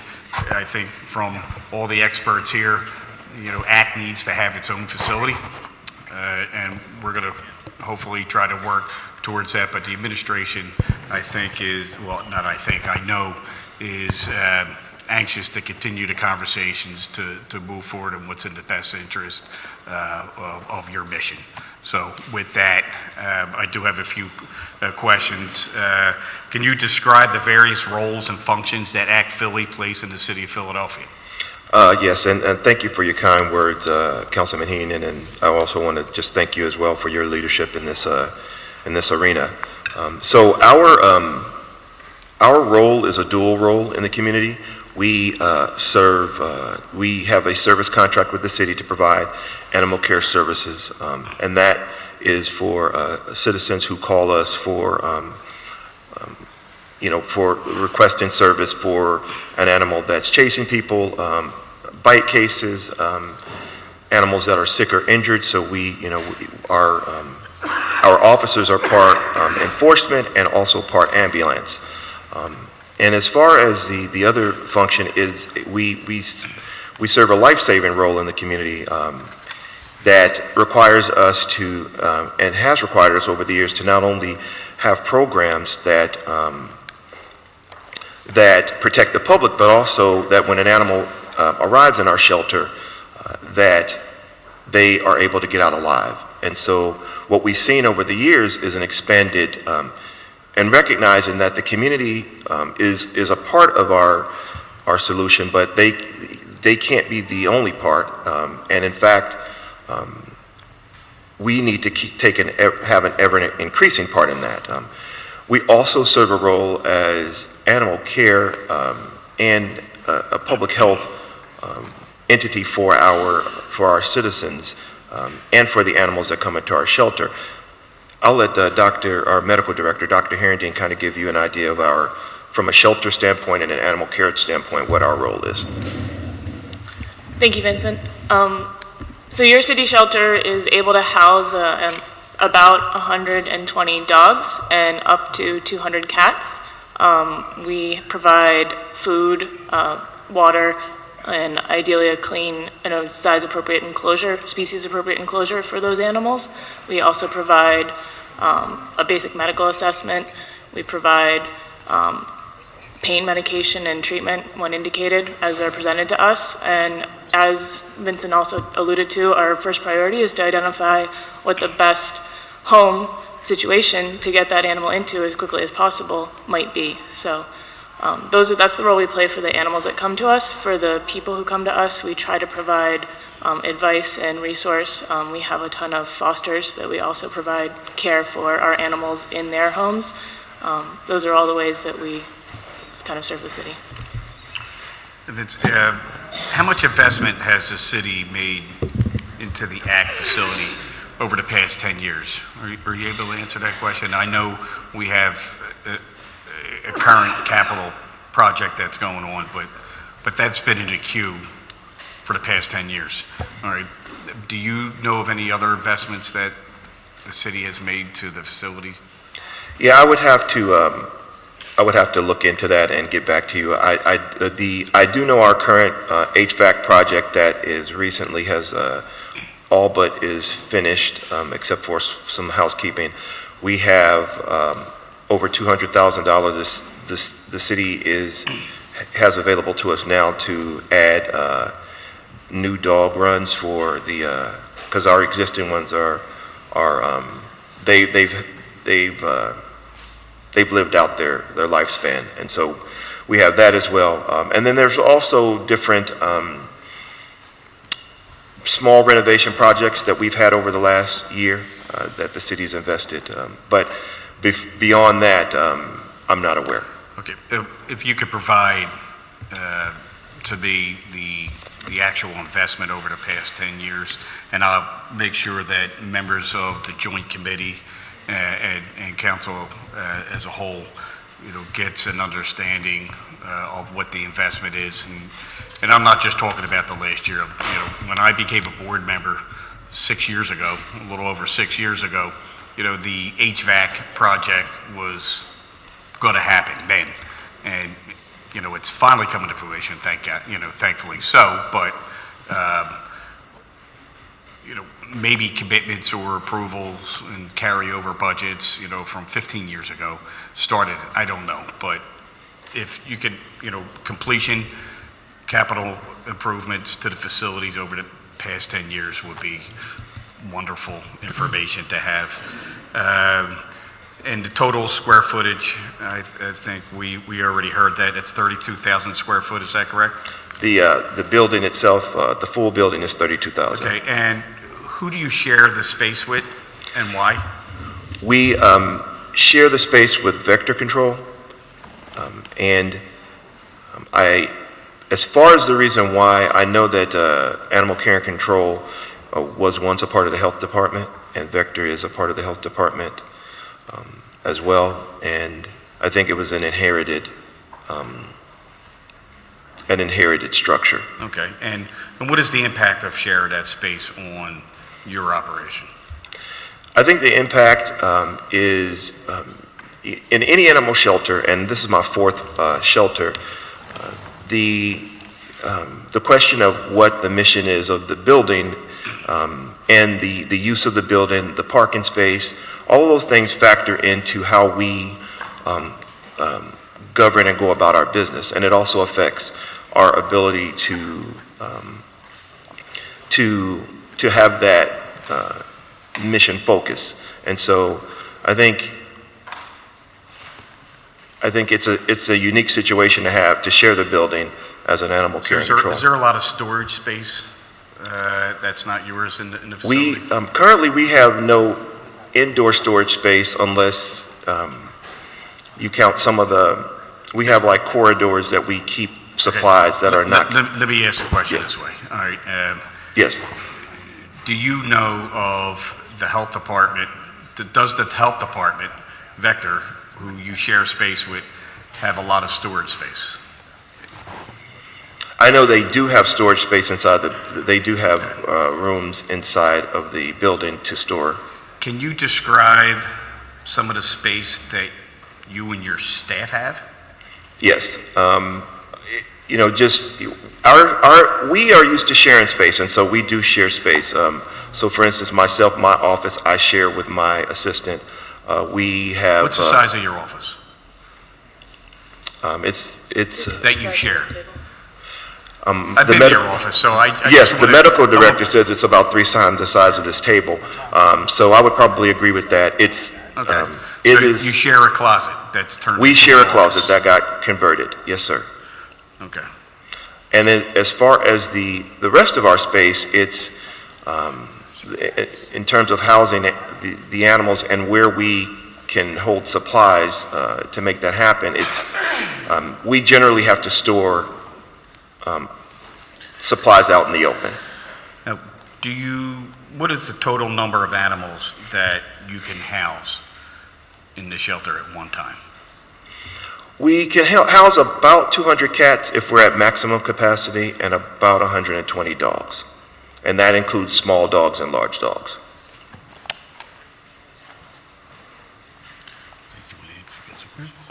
Chair recognizes Councilman Greenlee. Thank you, Mr. Chairman. Good afternoon. And I want to echo the chairman's statement about how things have improved over the years, because it's an issue I've been following even before I was actual council member, and I know there's been significant improvements. Just to stay on this issue about your facility, I think you heard Ms. Perlman's statement that to Councilman Dom's question, if basically vector control could find another place that would have tremendous impact on your services, without trying to put you on the spot, even though I am, would you respond?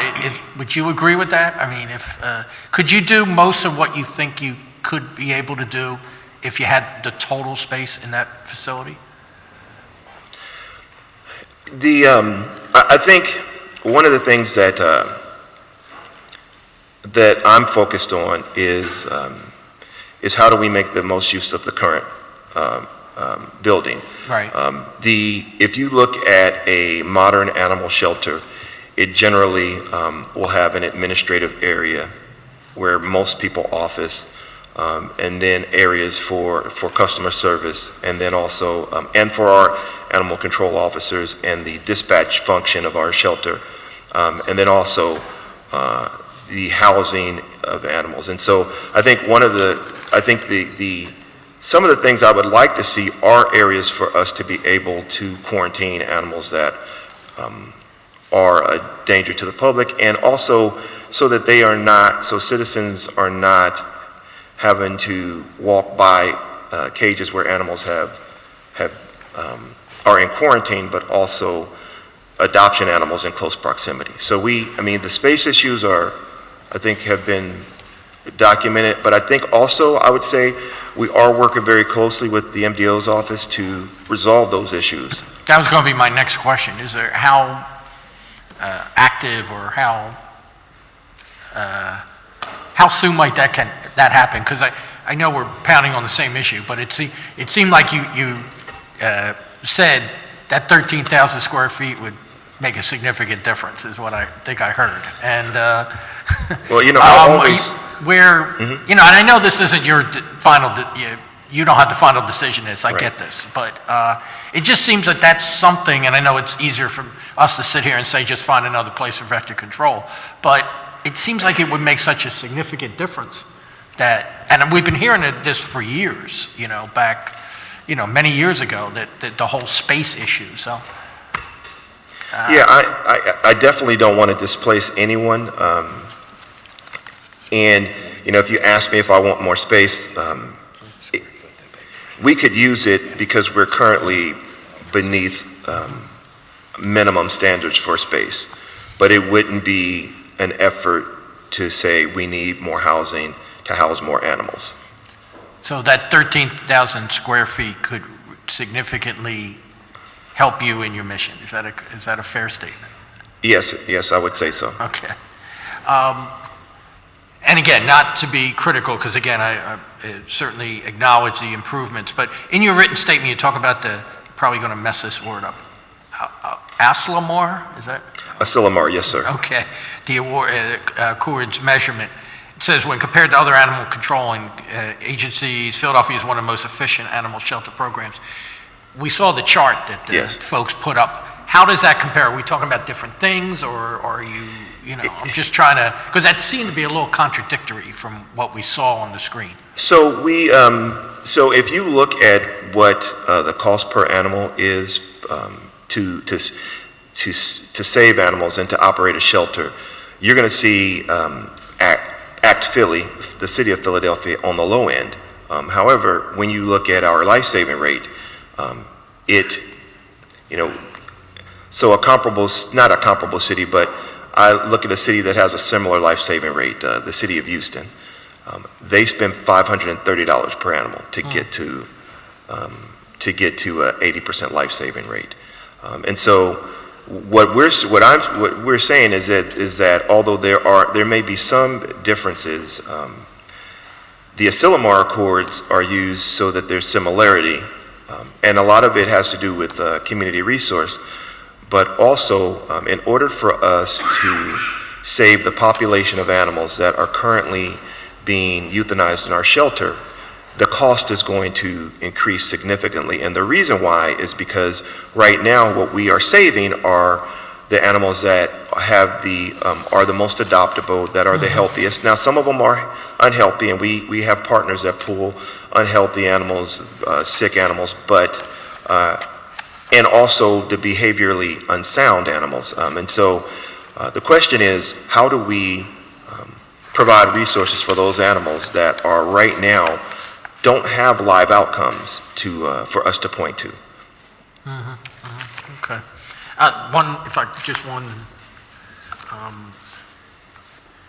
How much on average does it cost to house one cat and one dog? I mean, are they different figures, or how much would you say? We can break that information down for you. Our average cost per animal housed in our shelter is $181. Average, okay. Yes. And how many animals move through your facility each year? This past year, it was 22,971, which is down from over 25,000 in 2016. I mean, in 2015, and it's decreased over the last 3 years. And what, if there are limitations, does the Act insurance policy place on your operations? I don't know if it's insurance policy more than it is the liability related to. So, for instance, we have had insurance claims against us. Last year was over $1.2 million in claims, and this past year it was $250,000 in claims. We've worked very hard to keep our claims and issues surrounding the claims down so that we are able to get insurance. Last year, our insurance brokers sent out 40 requests for proposal for insurance. We received 2 responders. One responder finally said, no, we're not going to insure you, and the second responder said, yeah, we'll insure you if you're willing to pay much more than you've already paid. And so I think to answer your question, for me, it's a question of being able to keep our doors open. If we do not have insurance, we will not be able to function or to do any business or have a contract with the city. Okay, just one little different note. I know sometimes we've heard from our office when people call 311 about some animal-related issue. Sometimes they're told ACT handles certain things. Sometimes they're told call the SPCA. Could you briefly, sort of tell what the differences might be between what you do and the SPCA? Yes, we, as a 501c3 with a contract with the city, we have a service contract, so that contract spells out specific services we provide. There are certain services like animal cruelty and animal cruelty investigation that we are not, we don't have a process set up to investigate. But then also, more importantly, I think the PSPCA does a tremendous job of investigating animal cruelty, and that is the mission of their. So we work hand in hand with the SPCA as a partner in resolving these issues, and also the Philadelphia Police Department works with the PSPCA as well. Do you know, and this isn't your call, but I just wonder if you know, is there a record kept of 311 calls relating to animal issues at all? Do you know? My understanding is that anything that is called into 311 is recorded and is part of a report. And there is a report on that? Okay. Yes, sir. Okay. All right. Thank you. Maybe in that regulations or that you have, you said that the mission you're given, if that's in writing, could you forward that to the chair and we could all have a copy and see exactly what... You mean the contract? Yes. Yes, sir. Yeah. Okay. Thank you. Thank you, Mr. Chairman. Thank you, Councilman. I failed to recognize Councilman O has been present for some time, but we've been in, some in-depth conversations through the hearing, so I do want to recognize that Councilman O was here. Mr. Medley, can you list the key elements of the operation when it comes to services that you are required to offer by federal, state, and local law? So the services we're required are, and mainly this is the authority given us through the contract and being the city's animal care and control, is to enforce the rabies law for the state, to inspect dangerous dog owners who, after they've been declared by the court as dangerous, we provide the inspection while PPD provides the actual initial investigation and writes the charges. We have a requirement to house animals for a minimum of 48 hours. Unless they're owned and we know that they have, or their owner surrendered them to the shelter. Let me think. Is there anything about adequate and fair funding or proper funding to effectuate these services that you're required? The city does have ordinances regarding funding. As far as the state law, they just require that there are minimum standards that we provide and that we are inspected by the state dog warden periodically to ensure that we are meeting those standards. So minimum standards of to what? I'm sure that carries a broad net. So as far as minimum care, housing for animals, if there was a kennel or disrepair, we wouldn't be able to use that. That animals are being given basic food, water, that they have basically minimum housing care. There's nothing beyond that. That's a law. Although we do work as hard as we can to follow best practices and national standards. How many staff do you have? We have 90. How many animal control vehicles do you have? And do you know when the last time they were replaced or repaired? And do you know the age of them? We currently have 5 animal control vehicles. I think our last replacement was, I'll have to get back to you on our last replacement. More or less than 10 years? It's less than 10 years for our last replacement. More or less than 5 years? It might be around 5 years. And they're on the street 24/7? Yes. Okay. What investments do you look at? I know we're kind of drilling you here, right? Yes, But, that's okay. You know, there's a reason for the line of questioning, and it's not particularly, you know, your role as executive director. All right, I think it's important, you know, that members of these committees that are holding these hearings and the people at large, the public at large, know what goes into an animal care facility, right? Like Act Philly. What investments do you make into staff development and, you know, it's morale? And I say that not to judge, because I'm not. Just to understand, again, you know, we're going to drill home the purpose of this meeting, in this hearing, all right? Right. You're underfunded, and you need more space.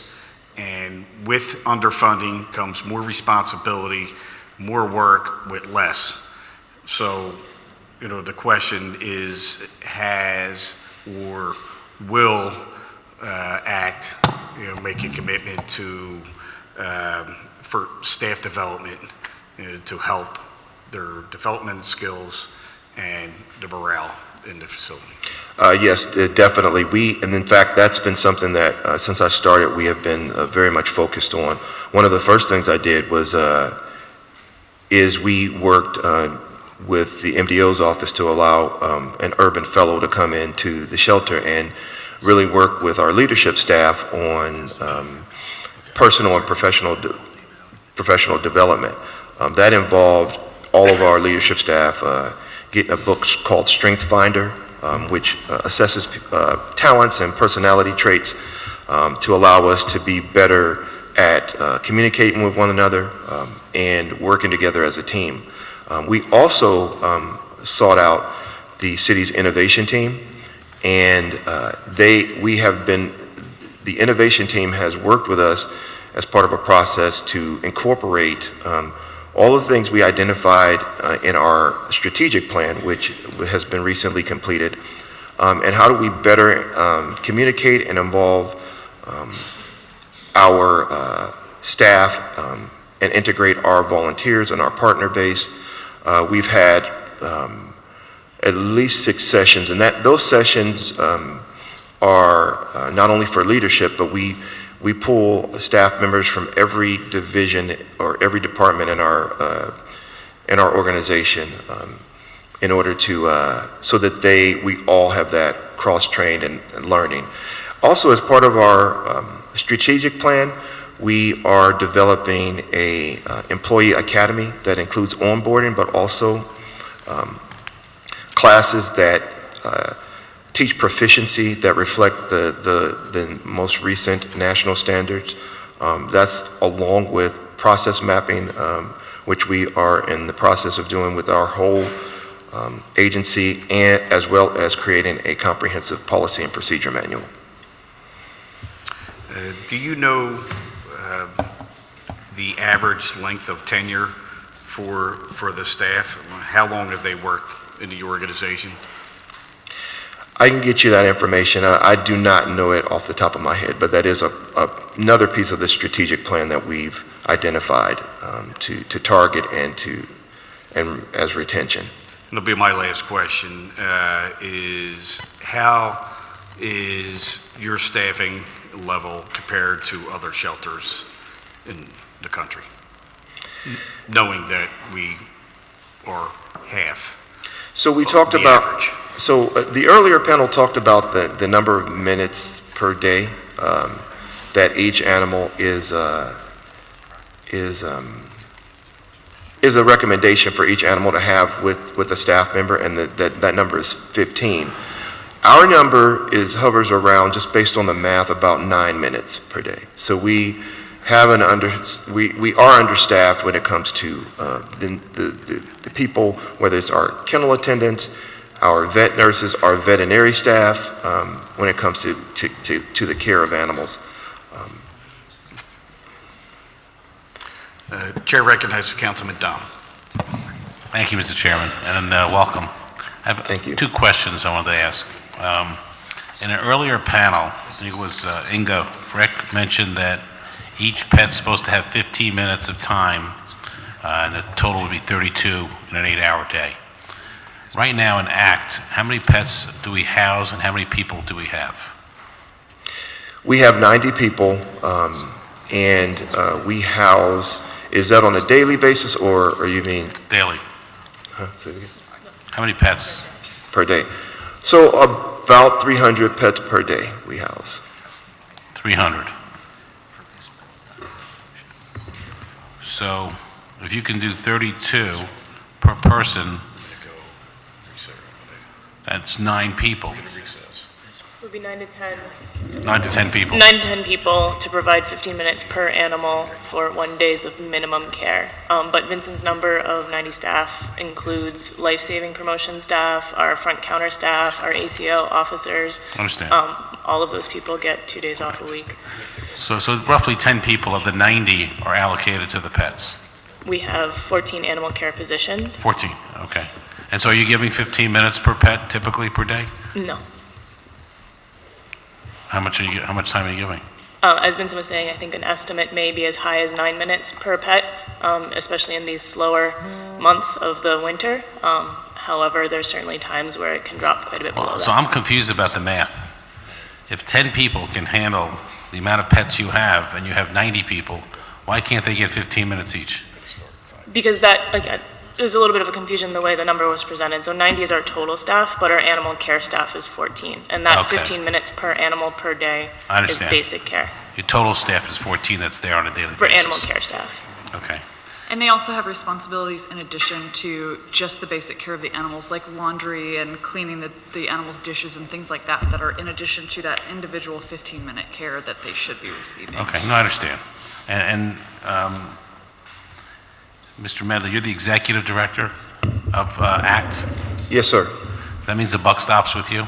Yes, sir. Okay. So are you familiar with the earned income tax credit?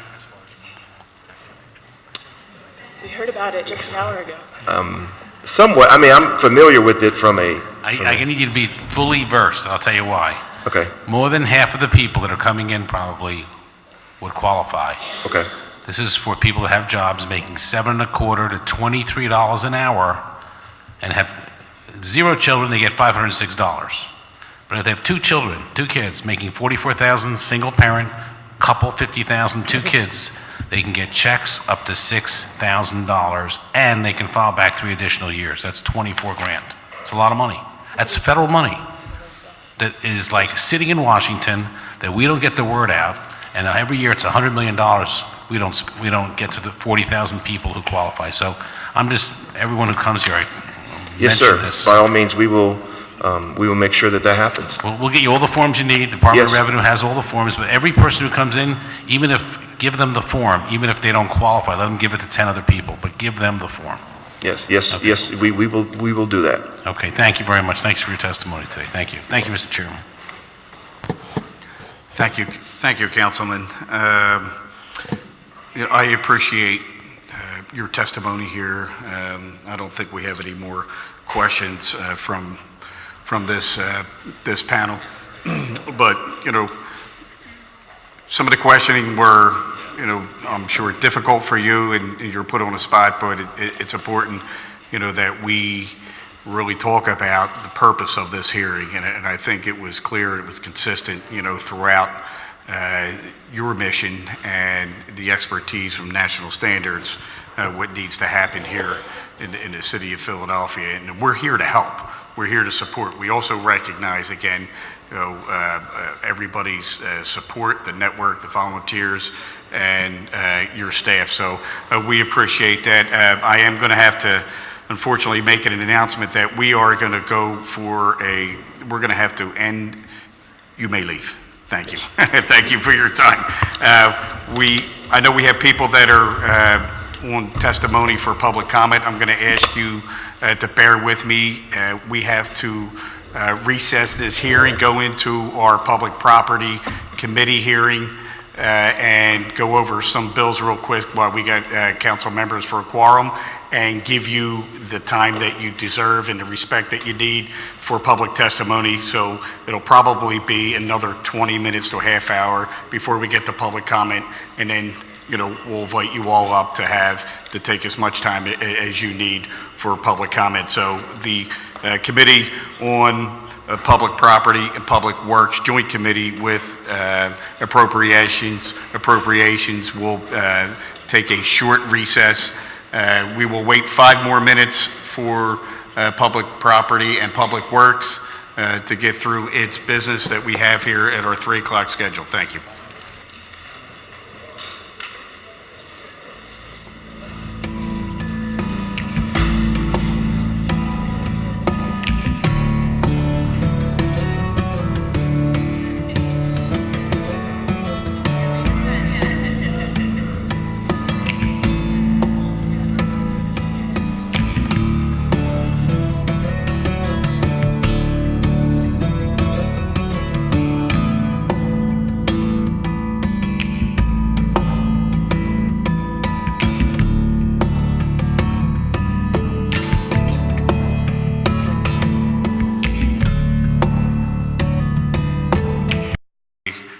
Clerk, would you please read our first person to testify? As a matter of fact, we're going to read them come up in threes, and we'll begin with our public comment.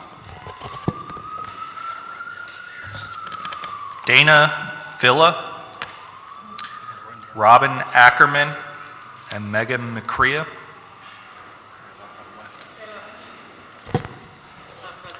Okay, we'll continue on. Again, for the record, for those who couldn't hang around, because of the hearing running long. All public comments, testimony has been submitted, and it'll be made and is a part of the public record that will be posted online as well. Clerk? Ian Griffiths, Kathy Jordan, Maria Termini Romano,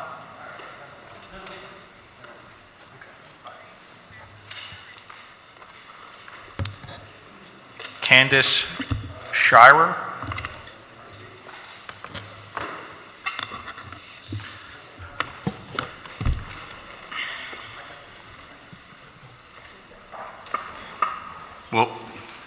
We'll go with two, and then we'll and then we'll read our next witnesses for public comment and testimony. Again, thank you for your patience.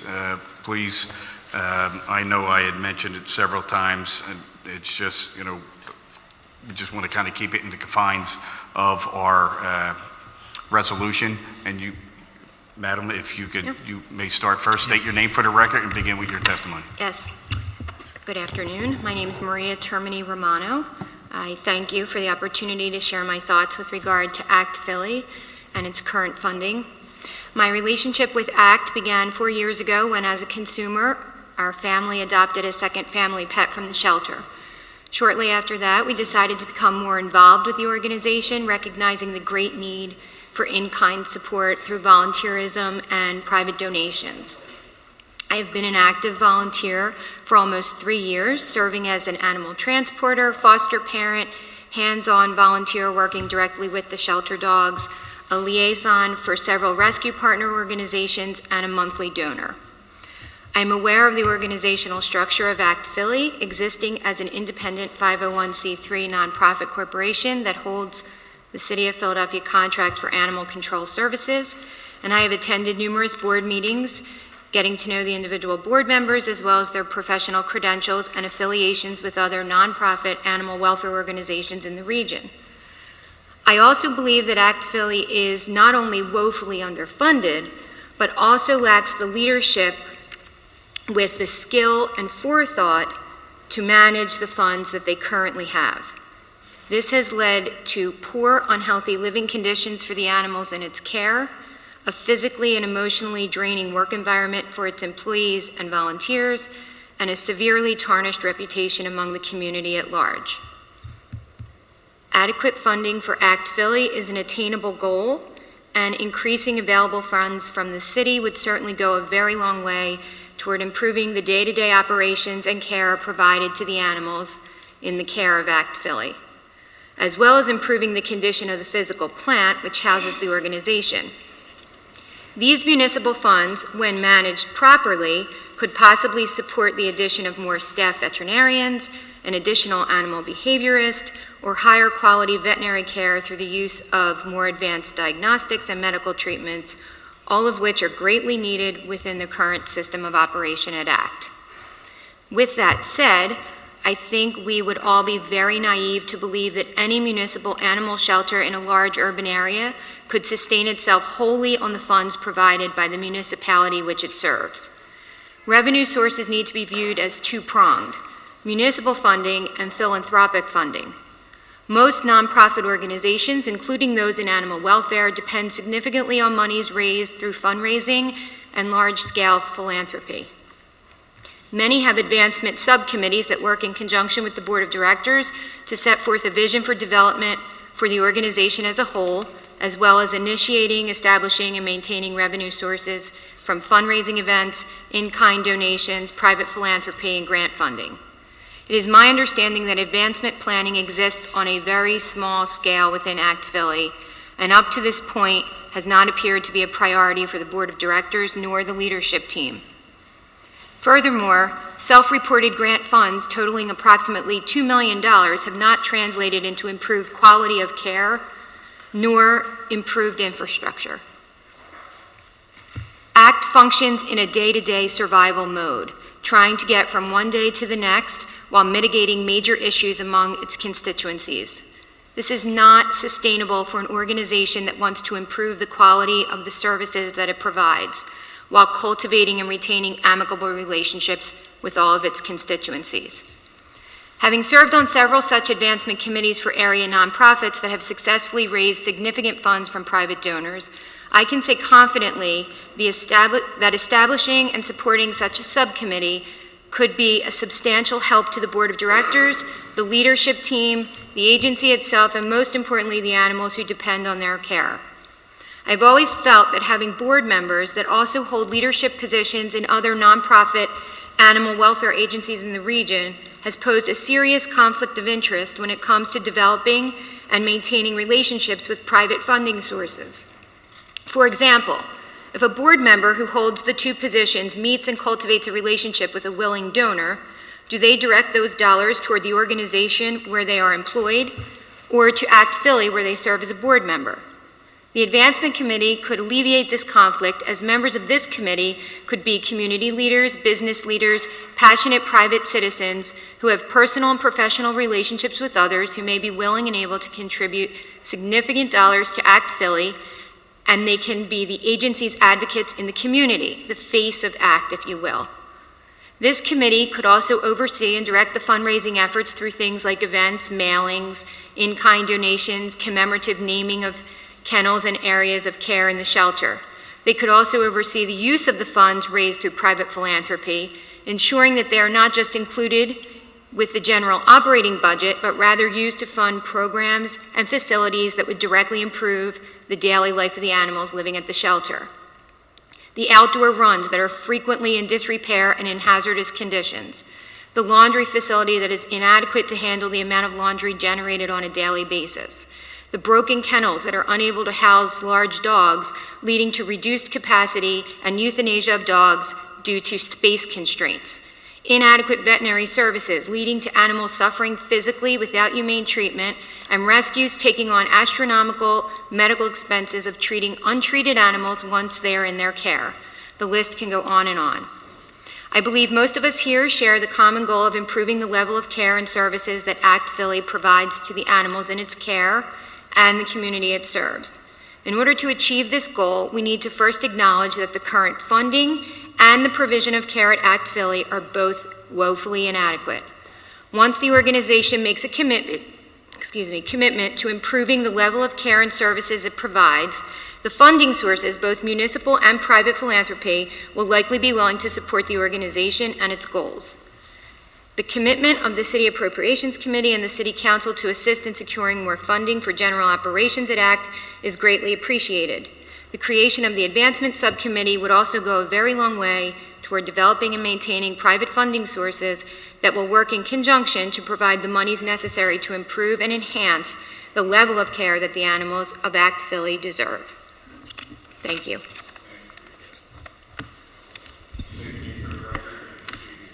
Yeah, my name's Ian Griffiths. I've only been a volunteer dog walker at ACT for about a year and a half, so my experience is way smaller than Maria's. So I'm not going into as much detail, but when you're considering these requests for more funding, I can't emphasize more highly that when a shelter dog gets adopted, it leads to a higher level of quality of life for the adopter as well as the dog. I hope you'll go to the YouTube video that shows our most famous dog, Russ, and his new mum, Kayla. That video's been seen by over 1.5 million people, and it's made it around 13 different countries, including my home country of Australia. And if you, besides seeing how happy Russ is, just have a look at how happy his new mother is. I don't bring any special expertise to the table. I basically have no experience in animal welfare other than just going over to ACT and running a couple of dogs. But I do like to read the websites of other cities in the Northeast, look at their budgets and what they do with a higher level of funding. Washington, D.C. may not be a fair comparison, but their annual budget is $16 million per annum between the two non-profits that take care of animal care and control. A fair comparison would probably be Baltimore, which has a similar tax base, almost identical poverty levels. Their shelter, Barks, spends $300 per animal per year, while ACT spends $182 per animal. And even that, ACT has several responsibilities that BARCS does not. So if you're comparing strictly similar responsibilities, Baltimore spends between 2 and 3 times the amount that ACT spends per animal. On a resident basis, BARCS spends 48% more per resident than ACT. And in terms of square footage, I think someone mentioned ACT uses 19,000 square feet of the total building in Philly. The BARCS building is 22,000 square feet, and it takes between half to 2/3 of the daily animals that ACT takes. The effects of this are noticeable when looking at how other shelters spend their higher level of funding.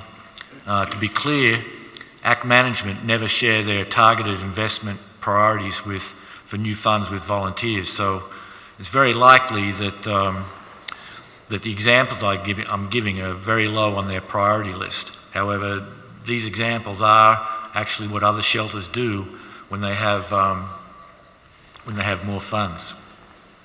Last year, Brandywine Shelter from Chester County came into Philadelphia and had the funds to rent the Armory in Center City and run 5 days of TV and radio ads to promote their event.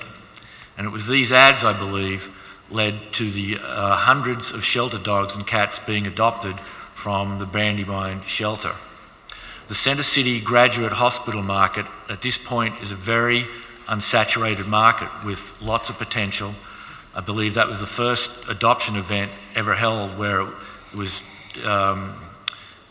TV and radio ads were being heavily run. At this moment in time, ACT could never even dream of holding such an event. Also, in Washington, Baltimore, and New York City, each of their shelters have roaming adoption vans that can target other unsaturated areas and areas with demonstrated low return rates. Both Washington and Baltimore adopt 200 dogs a year from their vans. Combined, so that's 400 dogs a year combined for both for Baltimore and DC, that together have less than the total population of Philadelphia.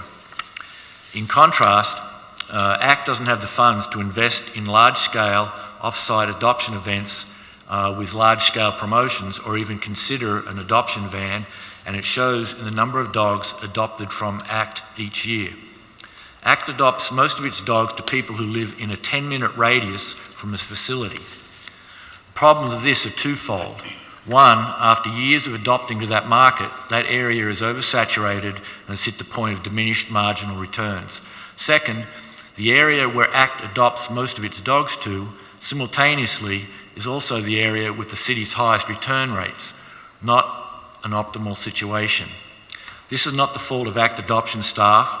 Many times I'm there late at night after 8 o'clock and I see the adoption staff working well past 8 p.m., well past their finish time for the day to get adoptions done.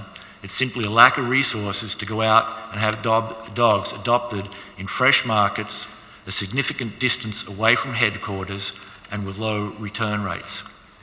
At present funding levels, ACT adoptions are at best fixed and are actually, to be honest, are in a declining phase.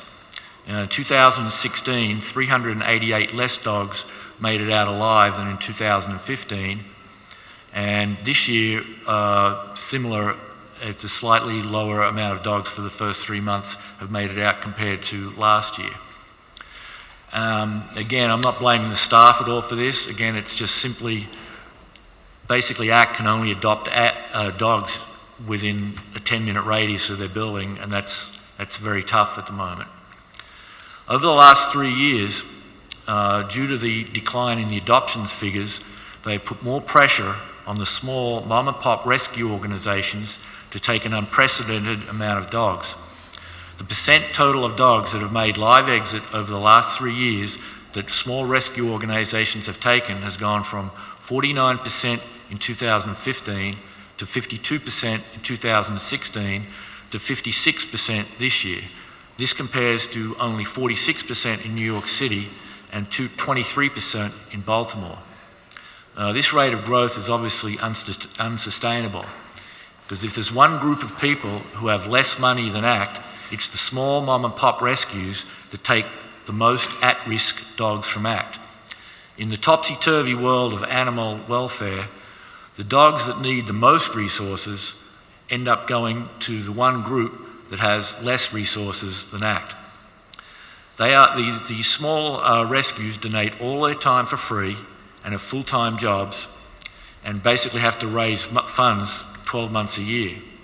They are being asked to take more dogs, but ACT gives them less resources at the same time.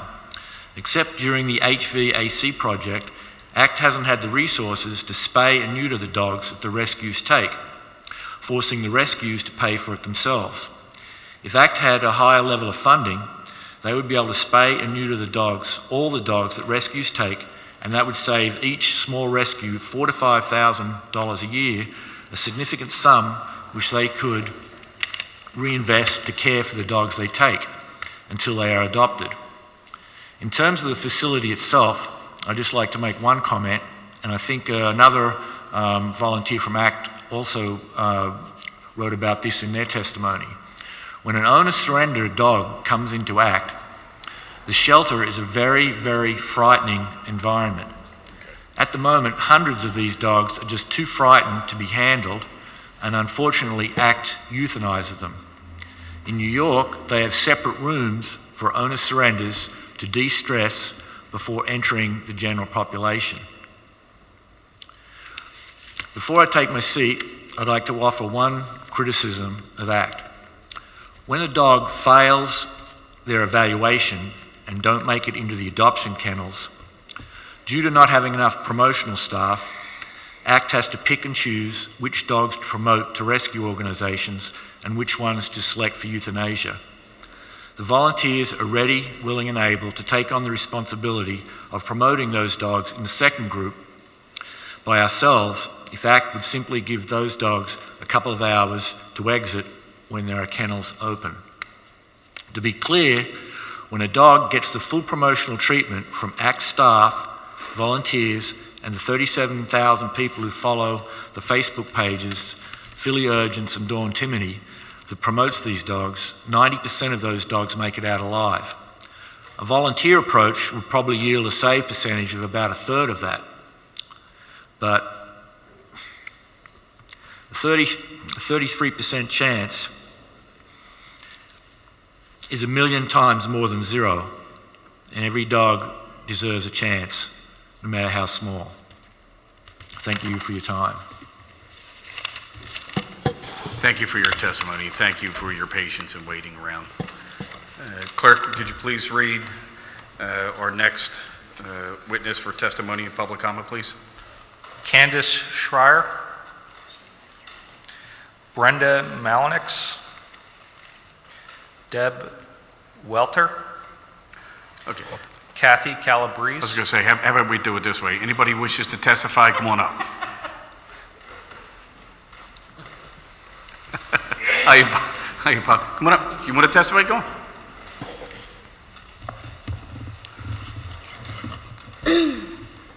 Again, thank you for your patience while she approaches. I just want to remind everybody that, a commitment from the administration leading up into, to the hearings is really, taking a look at a lot of the funding, the facilities, and, I know that hasn't been utilized correctly in the past.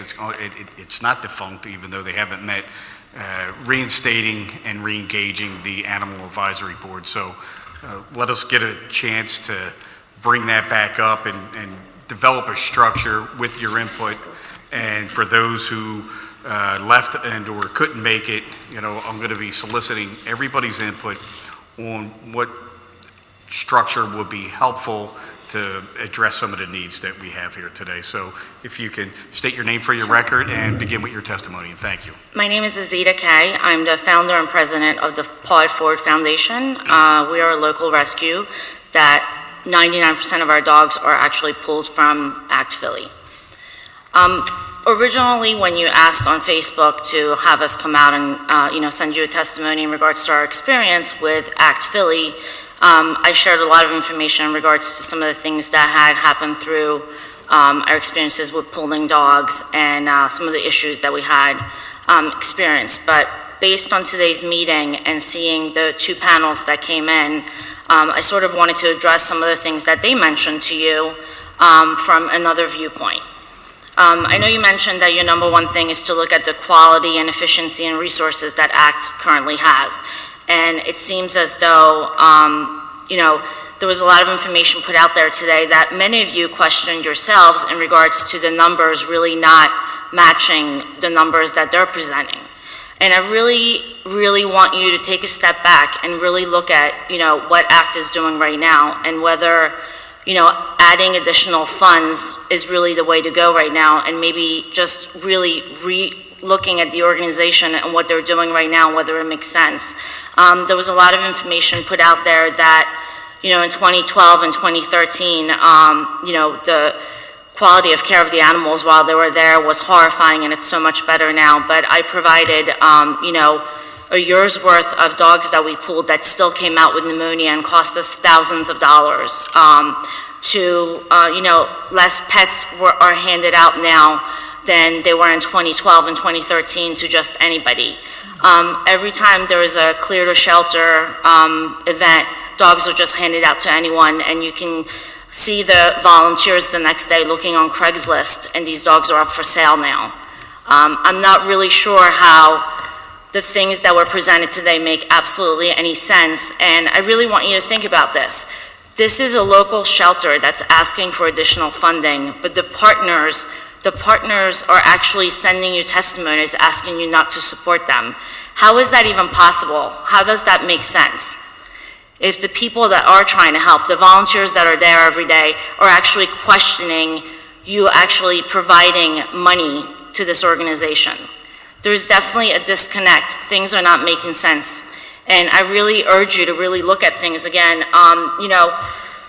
The people earlier mentioned the no-kill shelter, but a no-kill shelter also has the power to put a dog or cat down based on their medical needs or their behavior. Who is making that decision right now at ACT? Who is qualified to make that decision, and is that being documented? There's a lot of things that are going on that yet are not being looked at. And today, every person that came up on this panel was more interested in having space for an office instead of talking about adding kennels to help the dogs. If you look at ACT Philly, their website right now, they're actually looking at having less kennel space because they feel like adopters are being overwhelmed when they come in when there's too many dogs and cats available. How is that being a shelter and saving lives? There's also Hillary, the physician on board right now, started last year with taking kennels away from animals and providing one dog taking up 2 spaces because she felt like that was a more humane way of handling things. Yet dogs are being handed to rescues almost dead. I'm not really sure how, again, this person is qualified to make any decisions. And I know I'm sort of going on my rant that started with the testimony, but again, if you're looking at just numbers, how is ACT functioning at only providing $182 per animal while others are spending $500, and yet they're saying they're providing the best rates of live exit? Because every night we receive an email that 3 dogs or cats are going to get put down unless we do something. So I really urge you to look at those live release rates. Are owner surrenders being accounted as numbers of animals that are being killed? If you actually took your dog to ACT today and said you couldn't take care of them anymore, that dog has absolutely no right. That dog could be put down as they come in. Is that number being accounted? Where are those dogs being accounted for? There's so many things right now that are so much more important than you putting money into adding office space for people that work there. The quality of the education for those individuals that work there. And again, there's a lot of people there that are trying to do the right thing, but what is the quality of, what the administration is providing right now at ACT? And again, I urge you to really investigate this, and I apologize. I know this meeting is for, funding for additional space, but I almost feel like how can you move forward when there were no answers to the questions that you asked in regards to those numbers. They're literally handing dogs out to people to make those live rates look better than they are. They're inflated. You're asking the same thing as we are. Where are those numbers coming from? And yet no one is getting an answer. I'm just baffled at how this is being, not looked at further. So we will look at it further, and believe me, I appreciate you coming in, and I'm trying to keep the focus in on a few things, right? And that's the reason that I'm having the hearing. I understand there are other issues, and I'm giving flexibility because of the inconvenience that you've had, for all day. All right, but just a couple things I just want to make a point on. All right, one, you have a list of questions, or you could certainly contact my office, and we'll try to get answers to them as quickly as we possibly can, or at least as much as those answers can be provided. So that's one. Two, as far as space and office space, it wasn't about office space. All right, I don't even think office space is a concern. I think it was the space for the animals and the lack of my line of questioning. All right, and their testimony didn't provide, hey, we only have this office space. I know what office space they have. All right, so my line of questioning was the lack of space that ACT needs For animals. For animals, not office space, Right. just that space is limited because they're sharing with other departments. So that's the clarity that I wanted to get out publicly. Good, thank you. It has nothing to do with office space. That's great. Because they don't have much of it. It did sound like office did. space today. Well, I asked them. I asked them because, they don't have much of it. And I asked them that question because they don't have much of it because they, share with other departments. And I wanted to have everybody who doesn't go down there. Thank you for clarifying. You know that. And it has nothing to do, it has to do with the continuity of the flow of animals and how it gets its help, or, and we don't have the resources to provide, what we should, at least on an average, national average.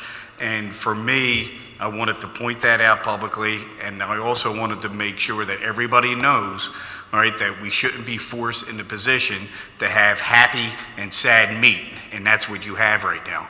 And I wanted to kind of,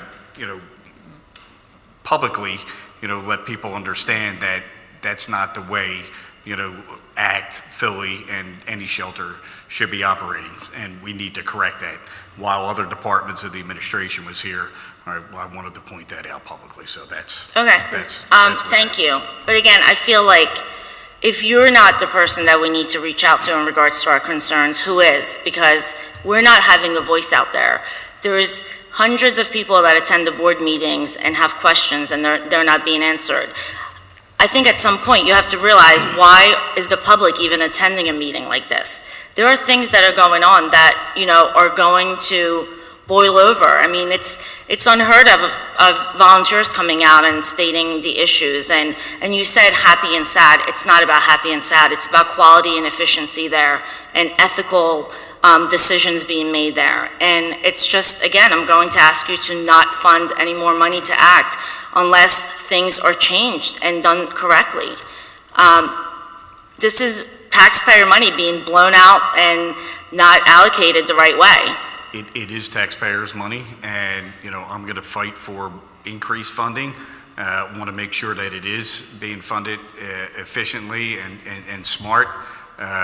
Whether the interpretation happy, sad, me, I just kind of make it simple as possible. But the fact of the matter is, two shouldn't, be meeting, and it is because of funding and the space. I think I'm encouraged by the commitment from the administration to reinstate and re-engage. However that shapes up, I don't know. It's not my expertise, and I'm not claiming to be. There are certain things that I can fight for and that we can fight for up here, and that is for responsible and efficient funding, as well as the space that allows the efficiency or inefficiency or what, you know, the concerns don't meet. So that's the purpose of us moving forward. Where can we go within, We're gonna figure it out. Right? you know, who can help us with our concerns? And I'm gonna try to do that. And I Okay. don't have an answer for you. I don't have an answer for you here. Okay. All No, right? and But I don't but want you to know- think, but I know it's just- but I know there's a commitment to move forward, all right, with trying to get answers and trying to get a more effective way that voices can be heard, all right, a more structured opportunity for public comment. And I think the elevation of this hearing is necessary. right? Absolutely. And I am, after this young lady's testimony, I am going to keep this resolution in committee for the call of the chair, so we have reserved the right to come back and revisit. And my last point, and I'm sorry for being the We're going to troublemaker lose the today. councilman here, and it'll be just me No, and no, you. no. The only thing I'm saying is that unfortunately, it's no more at being heard. Everyone is at the point where they want to see action. I hear you. You know, we've been heard enough. It's the action part that we need. I don't grandstand. That's not my style. All right, So I really, I'm hoping Thank that- you for putting this together, and I'm going to be Yeah. quiet. You state your name for the Hi. record, and you maybe proceed. Yes, Lisa Ann Maggiolini. I'm with Ariel's Angels Pet Food Pantry and Rescue. I rescue last. I'm a small rescue, but I'm a large organization in the city of Philadelphia. Thanks. I'm a large organization in the city of Philadelphia because I try to keep the animals from going to the shelter. Oh, thanks. I thought my voice was pretty loud enough. That's my mission. My mission has been I used to pull from animal control, but it became a political issue. Like, when the staff changes, you have to resubmit stuff, it's the same paperwork. If you have a personal issue with someone, then you get banned and you can no longer pull, but you're still trying to rescue. We do get stuck with all of the medical bills. They do have the city funding. They shouldn't release dogs and cats out that are not spayed and neutered. That's part of the problem. We end up re-picking up those same dogs that come from ACT, from the Clear the Shelter events. Education and advocacy is the most important thing, and actually getting out in the community. I'm a resource for Alley Cat Allies.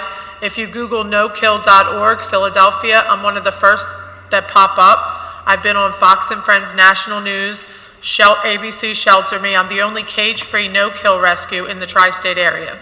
And I have no space at all, and I have no funding. But yet I pull medical cases, and when they don't allow me to pull, other rescues pull for me. This cat was going to get put to sleep on Saturday and came to me last night from another rescue from New Jersey that pulled. This is a 13-year-old owner surrender cat that was in there for 20 days. And I have it, and now I have the medical responsibility to care for this cat. The cat sat in there for 20 days with no medical care and decompensating. And I mean, that's not necessary. I just got more things from a parvo puppy they're going to put to sleep with 2 hours notice if no one steps up. Everything that you get is urgent, urgent, urgent from them, but they have funding and they have space. And the other larger organizations that you were speaking to today, PAWS, they have space. She said they have 3 facilities. And they pull, but they don't take owner surrenders. They refer owner surrenders to me and other rescues and organizations. We take owner surrenders. I mean, I don't get any funding. And ACT will also charge people, and they don't tell them when you surrender your animal, that animal may walk right back to the euthanasia room. Because I worked at ACT when it was PACA. I've been in animal welfare in Philadelphia for 30 years. I've also worked in other cities in animal welfare. And there's other things that you can do. Licensing, stop the backyard breeding, which starts by not letting animals out that aren't spayed and neutered. Having more spay and neuter facilities that don't charge. Somehow I'm unable to use the Best Friends grant that's for the city of Philadelphia, although I pick up cats all around the city. because I'm a rescue. I'm not a rescue. I don't get any money. I don't get any funding. I'm on disability. I get private donations, and that's it. I also work with the PSPCA. I'm a rescue partner. I do cruelty stuff. I worked with George Bengal. I work with the police department because they don't want to take animals to act because there is no accountability. If you take an animal to act and then you ask where it went, no idea. They can't even tell you if a rescue pulled it, if they put it down. There's no accountability at all. So that's what needs to be done, accountability, and they do have space and funding. We don't. Small rescues don't. We have no funding, and we're taking medical cases in. Well, thank you. Thank you. Thank you for your time. Is there anyone else here wishes to testify, public comment? Well, again, thank you for your time. Thank you for sticking in there today. I appreciate your understanding that, and I am going to, we, as a joint committee, will be holding this resolution in the joint committee to the call of the chair, which means we reserve the right to bring it back up That's great. if we don't see that we're heading in the right direction. So this will conclude our joint committee on public property and appropriations committee at the call of the chair. So thank you so much. Thank you, sir. Can I give you my information?